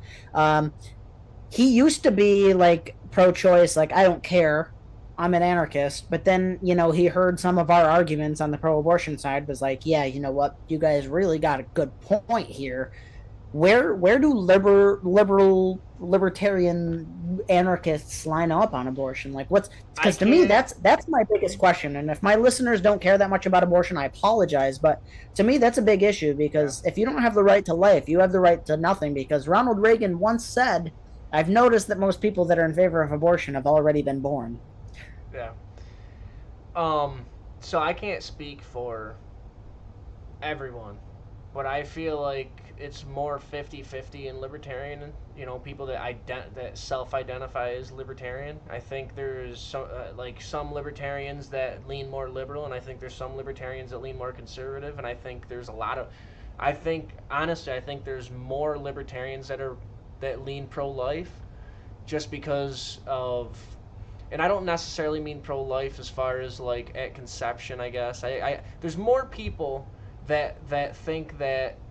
Okay, let me word it this way. There's more Well, I know people what you're that are trying to say. I'll against help you out here. late term abortion and midterm abortion on the libertarian side than there are people that think that you should have abortion all the way up until birth. Well, that's a tough question because like so many people don't realize how developed a baby is at 3 months. Because when you say midterm, I'm thinking post 3 months. Yeah, Do you that's what realize I'm. how developed a Yeah, baby is? Like anybody who's listening right now, just take out your phone and go to your search engine, do DuckDuckGo or Bing or Google or whatever. Try not to use Google if you can help it, by the way. Use DuckDuckGo. Um, I believe, those people to add just on to what just you're take a saying, just hold on, just search fetal development chart and check out images, and then tell me you would abort a baby at 3 months. the Look at how earliest developed those things are. the earliest a baby has ever survived out of the womb, I believe, I think it was Boston. It was in Boston. It 21 was weeks. like 20 or 21 weeks. Yeah. But you know what? Let's kind of save that one for the next, because I think you and I can go on, and I kind of want to share long-winded arguments for how people can combat that Yeah. next week. But you know what? That's kind of my own gripe between libertarians, because for the most part, I think taxation is theft. Well, I I think we should kind of get rid of taxes in general. I think if you're on welfare, you didn't sorry, used to think that. You didn't used to think I that. didn't. I'm gonna call you out on that. I You Well, I didn't. You don't never. You remember what I didn't. used to think. I've brought that up to you That's before, and I remember a conversation with you telling me that you understand why there are taxes, and I remember you telling me that you thought that some tax is necessary. Is that still the I case, don't remember. or do you believe I that don't even. taxes are theft all around? I don't remember how long ago that was. But what I will say is, at least in the last 6 to 9 months, my stance has been there's nothing that the government can do better than the private industry. Nothing. Yeah, I agree. And so Even a roads, lot of even yeah, healthcare, that's even that's anything. the healthcare for sure, college for sure. But the number one argument that people bring up is, what about roads? And I go, uh, Go I to like Texas. roads. Go to Texas. I like roads. Because And that's why I want the government out of the business. Because if you ever driven on a road in the Northeast where the plows destroy the road, and then the government doesn't fix it with your tax dollars, I one I of think if there was the a private place, I would give somebody $5 a month to upkeep the roads. And if everybody in the area paid this private company $5 a month to fix the roads, they do a hell of a lot better than so I mean, anybody else, any ba- government industry. just look at it as far as the throughway versus any city road, And right? the throughway is paid, like you have to pay money to drive on the And throughway. but the Not only are you throughway getting taxed, but also you pay to drive on it. the throughway does not use tax dollars. It doesn't. I don't. So I Allegedly. don't know anything Hang on. about Allegedly, that. the tax dollars are Allegedly, not used for the throughway, but I don't care what anyone says. The throughway is the best road in New York. Am I wrong? Is there any road that can compare to the throughway in New York? well, there was this dirt road that I drove on, Yeah. like in Plattsburgh one time. That was Yeah. decent, and it was. Turns out it was my friend's driveway. Yeah. So obviously, obviously, anything that Yeah. has to do with public dollars, like obviously the throughway is still a state entity, and it's still the state still decides what happens with the money. So it's not as optimal as it could be, right? But it's still better than any road in New York. Because in one specific example I can give is I used to work for one of the local cities, right? I used to be in the engineering department in one of the local cities. In the city budget was over $75 million a year, right? For the city? For the entire city, the city budget was $75 million. It was a smaller city. I'm not going to mention what city it is. Yeah, yeah. Don't mention the city live here, but text me that Right, city because I'm I actually will. curious. The city budget was $75 million. Take a guess on how much money out of that $75 million they used to fix the roads. Take a random guess. 10. 10. $2 million. That the average amount of money they spent out of the $75 million budget was $2 million every year, and they didn't even fix the roads. They mill and fill them, right? Do you know what that means? They literally Yeah, they yeah. grind the top layer off and they put a new top layer on. Yeah, it's garbage. It's They used to do that to my road band-aids. all the It's time. band-aids to shut people up, and that's what they do with tax dollars. That's what they do with public money. That's what they. Well, And that's if you funny. go, That's funny but if you go to because Texas, where a lot of the highways are privately owned, like you have to pay tolls to be on the highways, but the highways that you have to pay tolls on that are owned by a private company are the best roads you'll ever ride on. yeah, They're and your way car better than doesn't any get destroyed. public. But Yeah. you know what? Here's another thing. So I think that I'm taking my talents to Florida after I graduate. Just because a lot of reasons. That's we can talk about that next show for sure. Why I'm leaving a liberal New York to go to a freedom loving state that doesn't mandate COVID jabs. But I think one of the things that I am able to recognize is that Florida doesn't have winters where it gets hot and cold and the road contracts and expands and all this, and then the plows don't dig it up and all that kind of jazz too. Same with Texas, where you don't have these weather influences that destroy your roads. But I do love the fact that I could drive on a road without having to fix my wheel bearing every 3 months. That's a good idea to me. Yeah, but the local crackhead down the road's not going to help. I got local crackheads down the road here where I'm living. Yeah, I'm Don't sure you they're much worry. worse because They they're entitled every crackheads up day, here. every day, At dude. least They're the crackheads everywhere. in Florida have to work for the crack.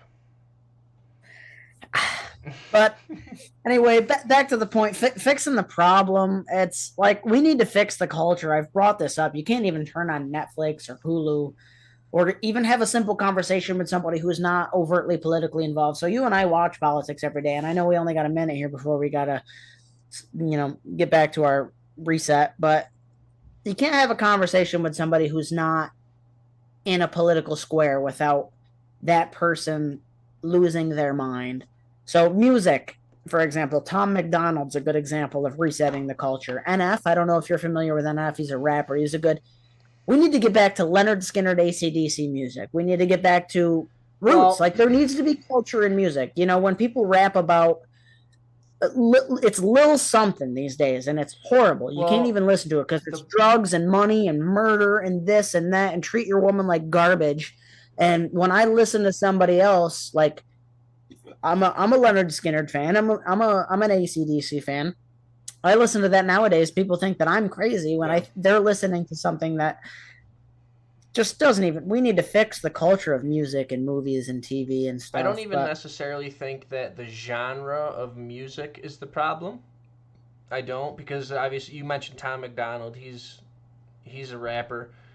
There's a couple I rappers don't that are even coming like up. his music. No, I don't I think it's no no great. I I don't think listen it's to it. I don't catchy. think it's great either, but it I don't think it's that but the catchy, the, but the message in the cultural message behind it is more of what we need than the culture that's in all rap music now. And it's not even just rap music. I mean, there's a lot of pop music. There's a lot of even I would actually say that most rock music today is more against the grain and I mean it's always been against the grain, but rock music is the only music some country even but well, some yeah, a country good is a still good against the example. I'll give you a grain. good example for anybody who's listening. Avenged Sevenfold is overtly conservative. They're in the public and they hate liberalism or leftism. They hate Five Finger it. Death They Punch, Five Finger Death Punch is awesome. Shinedown. Um, you know, Shinedown's great. And NF, he's not overtly political. He's a rapper, but if you're a rap fan,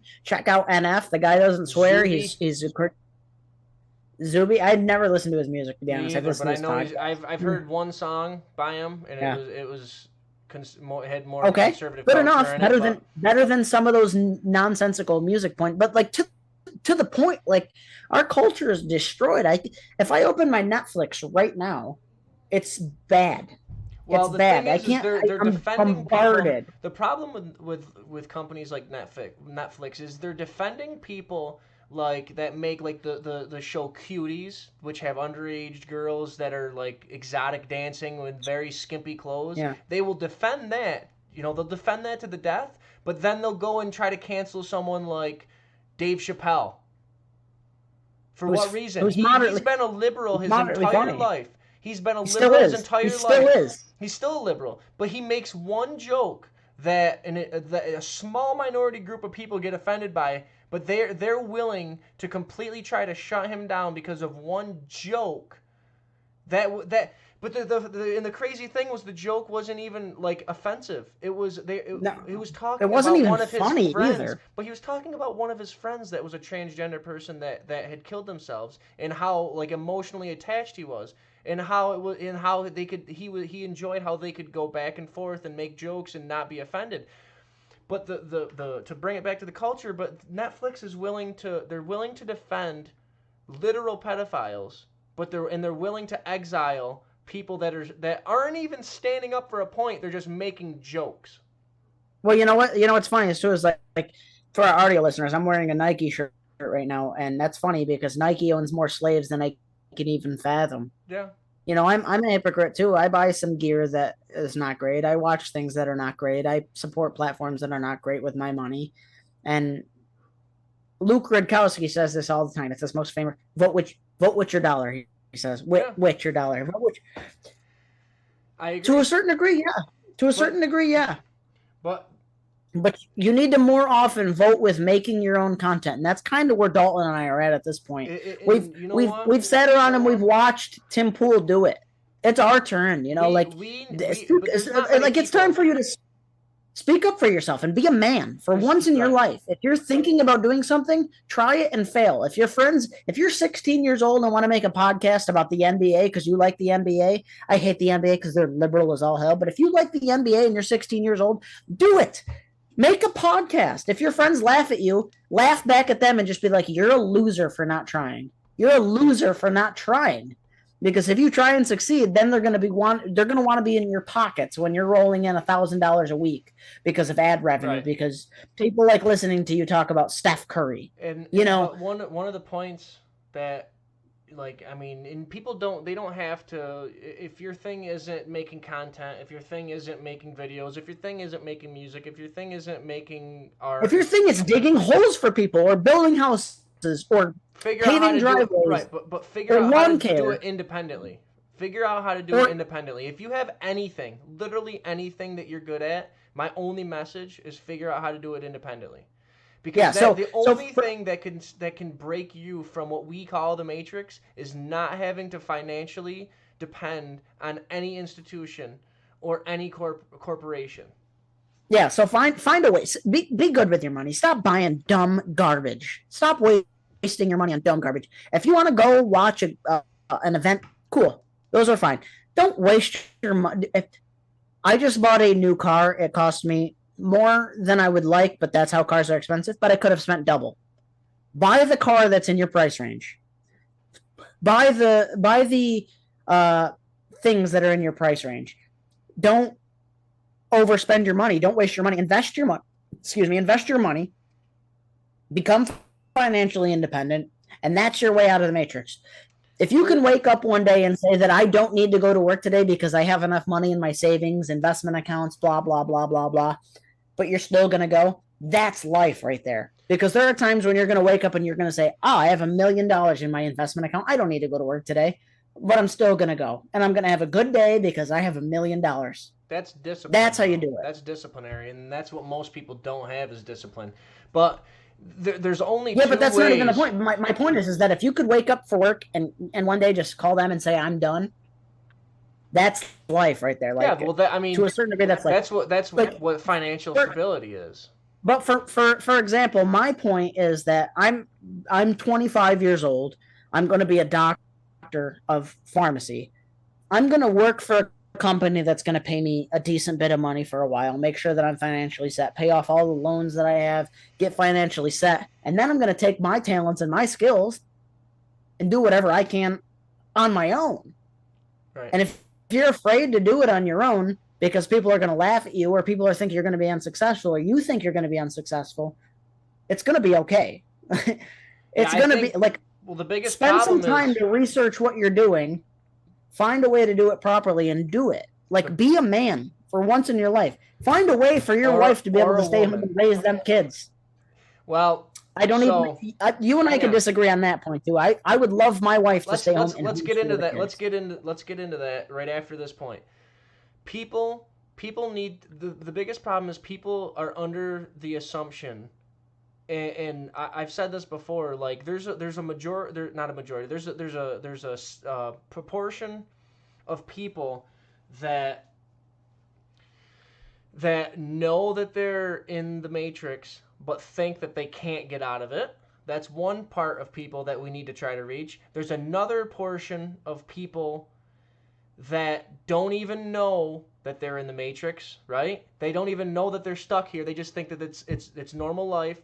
And then there's people that know they can get out of the matrix, right? That's tiny amount of people that know, that are actively working towards getting out of the system, that are actively working towards being financially independent, that are actively working to be able to retire whenever they want, not have to wait until the government can give them their Social Security. Very small amount of people. The point I want to make is it's not as hard as you think. The only thing that you have to do is have drive and motivation to do anything, to literally do anything, to be able to make yourself independent. If Read you're books. if you're good at digging holes, make a hole digging company. If you're good at cutting grass, like you said, make a grass cutting company. If If you're you're good at power washing garbage cans, and if you live in a city, people need their garbage cans power washed because possums and raccoons get in their power. But you could buy a power washer at Home Depot for $70, portable one, soap and water and all. Power wash a garbage can for $5-10 a pop. Do 20 garbage cans. You've already made your money and then some. yeah, Power wash garbage cans for Lord's sake. right. So I know we'll be able to disagree on this. So this has to do more with We gotta libertarianism hurry versus up here. conservatism. What do we got? How much time we got?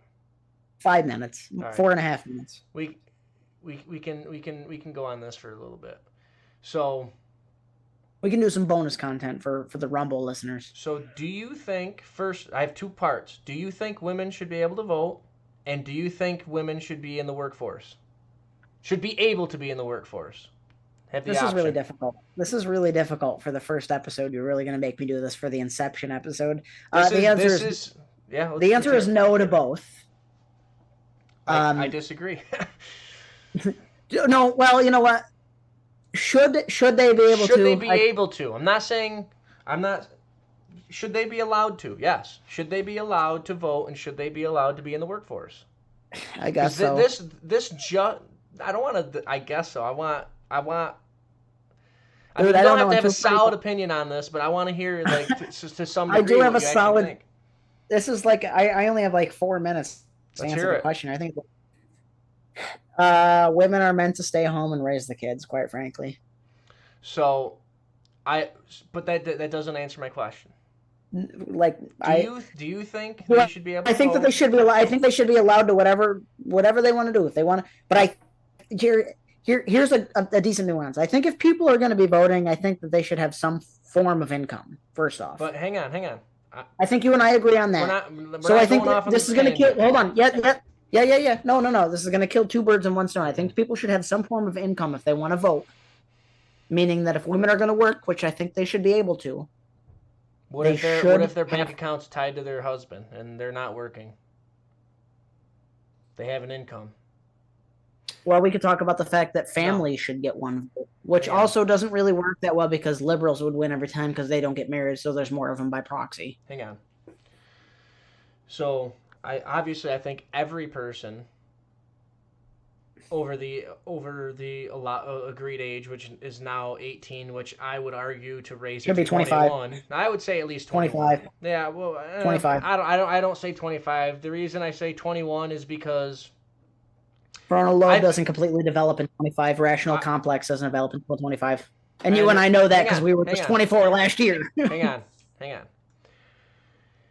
21 is a decent number. The only reason I say that is because at 21, well, at 18 you're allowed to go fight for the military right now in today's society. I think 21's a good medium because at least at 21 you at this point you have at least been out of high school. More rational faculty. You have at least been out of high school, right? At this point, it's a good age to at least say that you're entering some sort of adulthood, because at this point you're obviously there's people like yourself that are in college for a long time, but you, unlike a lot of people, try to work as much as you can during this time, which is unlikely for most college students. If I Yeah. was so. I think 21 would be a good age, but I think every single person should have the right to vote. And I think every person should be able to work in society, but I agree with your point that if you I get think to that the there needs to basic be some. function of human life at survive, if everyone was thrown on an island to survive, men would start doing the male roles and women would start doing the women roles. The only Well, yeah. reason there So is some we there have. as any degree of feminism in today's society is because life is so easy that we don't have to just survive. So we have like 30 seconds left on the radio show here, 45 seconds. And so my point before I close the radio show is that I'm not a misogynist. I love women. I'm about to get married to one of them. Um, I would love my wife to vote. I think that everybody should have the right to vote, I guess, these days. But Stephen Crowder would say that women didn't want the right to vote. Uh, Women still Most people a would say lot of that women still don't want the right to vote. some don't want the right to vote because it means military service or firefighter service, stuff like that, or paying It used to mean taxes. And that. so It never it's did a though. long, nuanced debate. And if you want to hear the long, nuanced debate, I think Dalton and I will go an extra 10 or 15 minutes on Rumble right now. So go to rumble.com and check out Uncultured Men on rumble.com. Everybody have a great night, and we'll see you guys next Monday. Have a good night. All right, so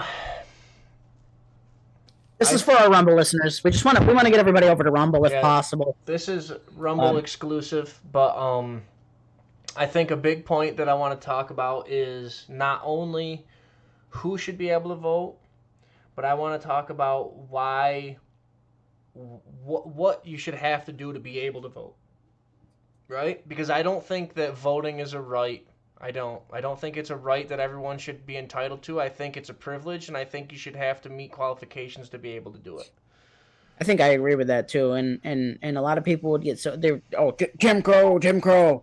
Uh, no, I think that there are black people out there that are perfectly capable of being able to test into voting.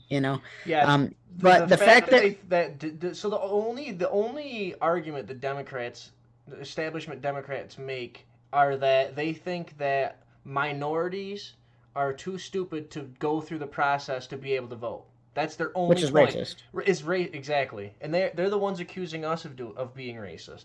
Which Yeah, and so like if that was the case, if it became a point where you needed to pass a certain test to vote, um, I would make it my mission to help people pass that test, actually, because I want people to vote. If you have strong beliefs in something, I want you to vote. But like I said earlier on the show, on the radio show, where I'll bring up, for example, around one of my friends who's apolitical, I'll bring up a topic of like Ukraine. Like my friend will be like, "Oh, I was talking to these two Ukrainian people." I'll make the joke, "Oh, did you donate money to them?" And the other friend's like, "You always talk about this. Could we stop talking about this?" I'm like, no, I don't want to stop talking about this because I'm paying money to a war yeah, against my will. yeah. Um, if you're voting on it in the next election, I want you to be knowledgeable about You that should be so I able can to educate you on it. understand what is going on and what you are voting for. At the very It's least, you should have to you should have to provide a verification of who you are.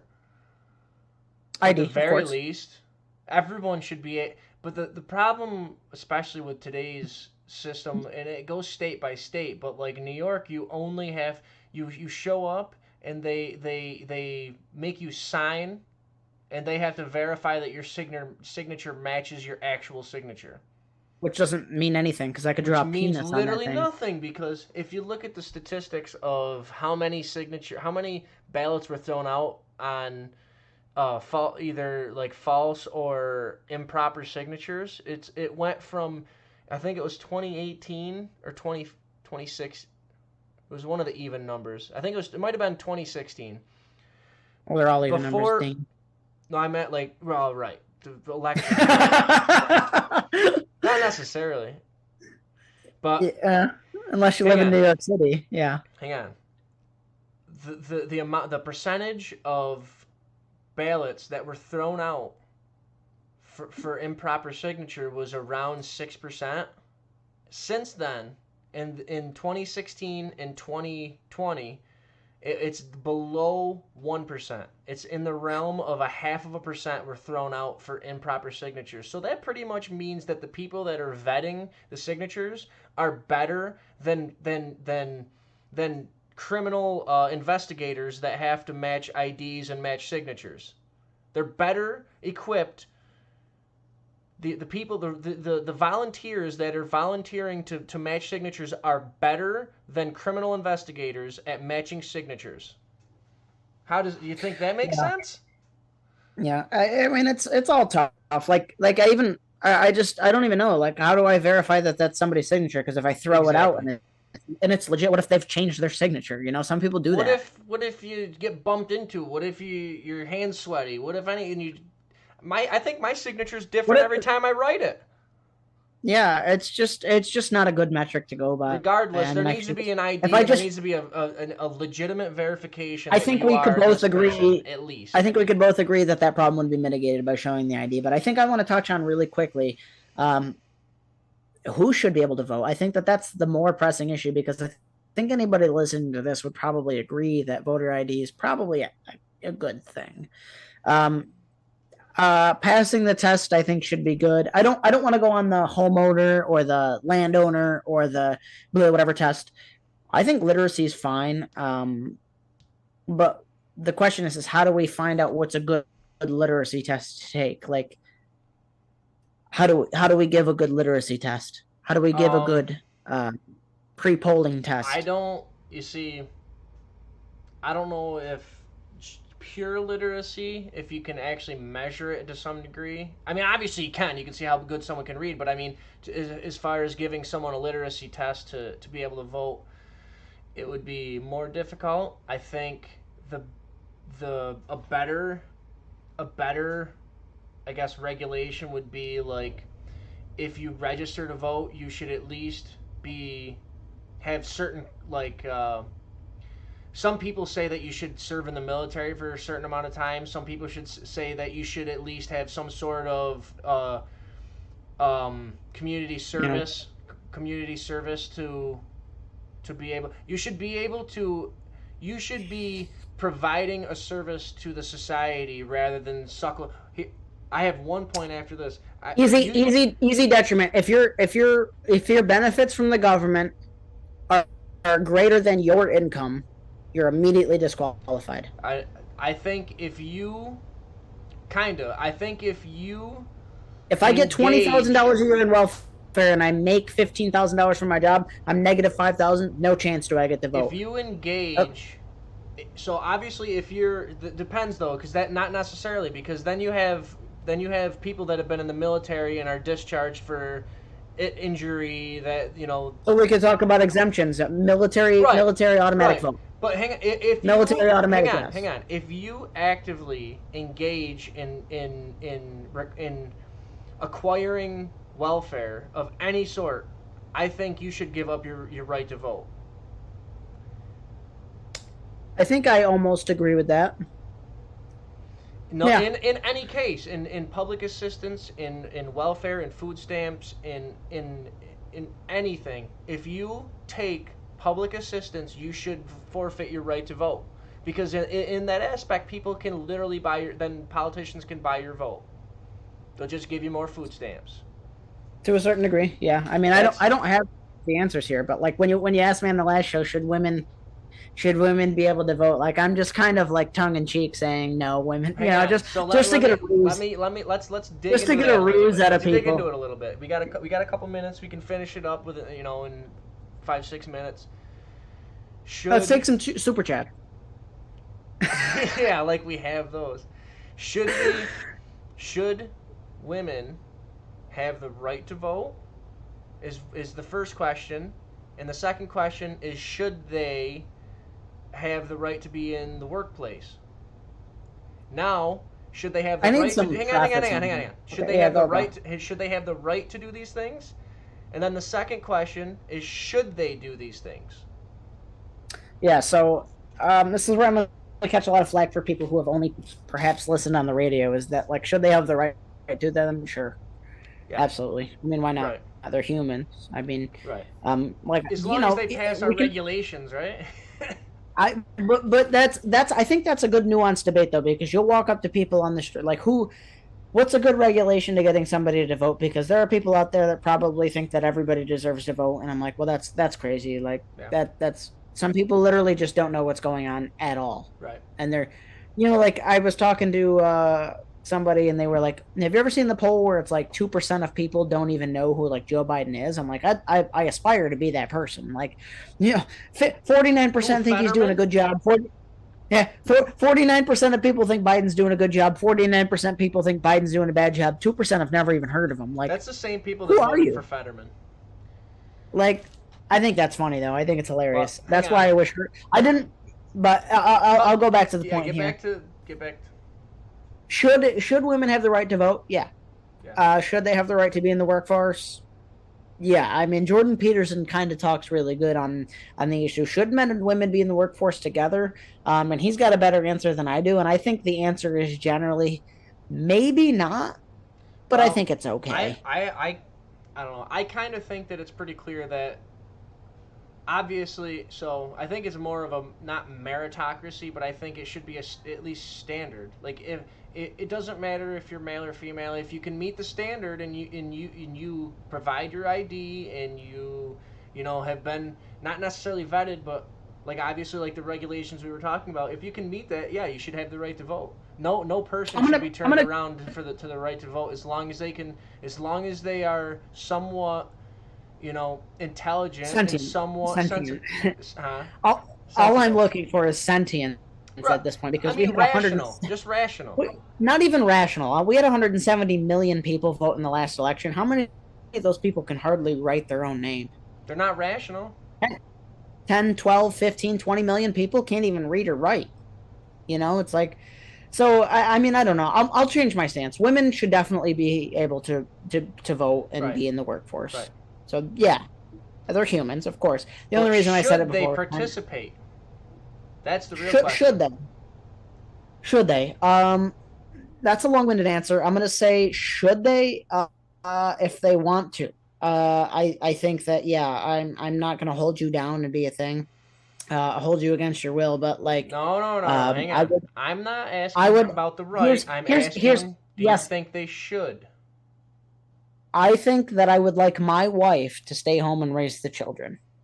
I think that anybody who is sensible should any woman who is sensible should find a man who is going to go out and work and provide for the family while the Right. woman goes out, or well, the woman stays home and raises the children. No, I agree. Um, I think and any sensible man should be in the dating and engagement phase and early marriage phase, teaching their wife what they need to do to raise the kids properly too. And I'm not well, saying I women don't are necessarily. stupid, but No, I don't think that that's the problem. I think one of the biggest problems now is that you have too many men that have been sold this false they're narrative that soft. they're right. Well, they've been sold this false narrative that masculinity is toxic and masculinity is a bad thing. Which, obviously, if you're a man that is a scumbag, then yeah, masculinity can be, but it's not the masculinity that's the problem. It's the mentality and the man that is the problem.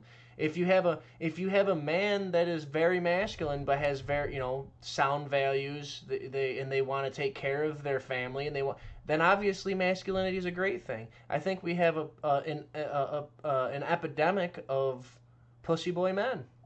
I really do. Yeah, I agree because a lot of people don't even understand what masculinity means. So they look at me, who's somebody who's 5'6" and 140 pounds, and like that's not a masculine man. But like maybe I'm not. But you also want your wife to work 40 hours a week, so I don't believe that that's masculine. Like the Yeah. fact that you need your wife to work, that's not really masculine to me. The fact that Well, like it's not about your size and your stature. It's about the way you carry yourself and how you back up what you believe in. Because I could change my size and my stature in 3 months' time. I could gain yeah. 20 pounds of muscle, Well, not even that. The like it's what you said. It's but I it's won't. it's what I you won't stand because I want to for. run fast. It's what you stand for, and it's what you believe in, and it's what you're literally willing to die for. Because if you disagree with someone, right? If you disagree with someone, if it comes down to I like this band better than that band, and we get into a fist fight, are you willing to stand up for your band? Obviously, that's a very small problem that you wouldn't have to fight over. But if it comes to the big Well, picture, are you willing to fight for the right to vote? Are you willing to fight for your values? That's what masculinity is, and in today's culture is kind of breeding. It's breeding like a beta male, Estrogen. like sit back and you're a white male Soy and you don't boys. get to have a opinion on certain things and you can just sit back in the back and just watch because you've been given this privilege. Yeah, I And don't want to trick I my think viewers here. I can grow facial hair. I just shaved it, okay? yeah, it's right here. About an hour. Look it on. An hour before this. Well, I shaved it. I can't grow hair on the top of my head, so I have to grow it on my face. I can't grow it right here though. I mean, Yeah, that's okay too. You just gotta beat off more or something. That's what they yeah. say. Is that but what they say? but all in Well, all, I want to end on one thing here. If we had to fight over a band, is AC/DC or Leonard Skinner better? better or more popular? Oh, better in your opinion? In my opinion, ACDC, and they're more popular, so I don't know. I guess it didn't matter either way. That's fair. All right, we can agree to disagree. But hey, That's I fair. love Leonard Skinner too. I love me some Leonard Skinner. You can't go wrong with There, we Southern need to Pride bring that. Rock. That's dude. And they're I American. I think I think it's as simple as music when like creating the culture and bringing it back. Like I'm not even a massive classic rock kind of fan, but the fact that people our age can hardly delineate. If I played a song to an average 25-year-old and said, "Can you name the band?" And it was like, "Give me three steps," they would never know that that's Leonard Skinner. I'm like, this is a popular song. Yeah. This is a popular song, and Well, you that's don't know because this. That's they crazy. would have been taught that they were all white males, and white males are I bad. So listen. I hate white males just as much as the next guy, but I'm Leonard Skinner can actually, get. to be honest, I'm very disappointed that I was born a white male, and I'm gonna revoke I my am white too. male status. I And think I wish I could. I what I'm wish they actually going sent to me my do privilege is card in the mail. Let's end it here. You know, we can pick back up this conversation again next week. But all in all, uh, the society's breeding bitch ass men, and there's too yeah. many pussies. If there's anybody out there that kind of likes what we've said, comment, like the video. If there's anybody out there that wants to see us talk about different things, let us know. We're imperfect men, so some of the things we said may be incorrect or you may disagree with. We're not even against having random strangers on the podcast for 5-10 minute segments if you wanted to come on and share your opinion. We're new, Another we're thing, up and coming, we're open to a lot of different things. So yeah. if you like what you've seen here, just hop on, man. Like let us know. And I also want to challenge any viewer that disagrees with anything that we've said to comment or at least get a hold of us to try to have some sort of debate, and we may even have him on the show. Yep, that's fair. But all right, let's end it right there. Okay, Great goodbye. show.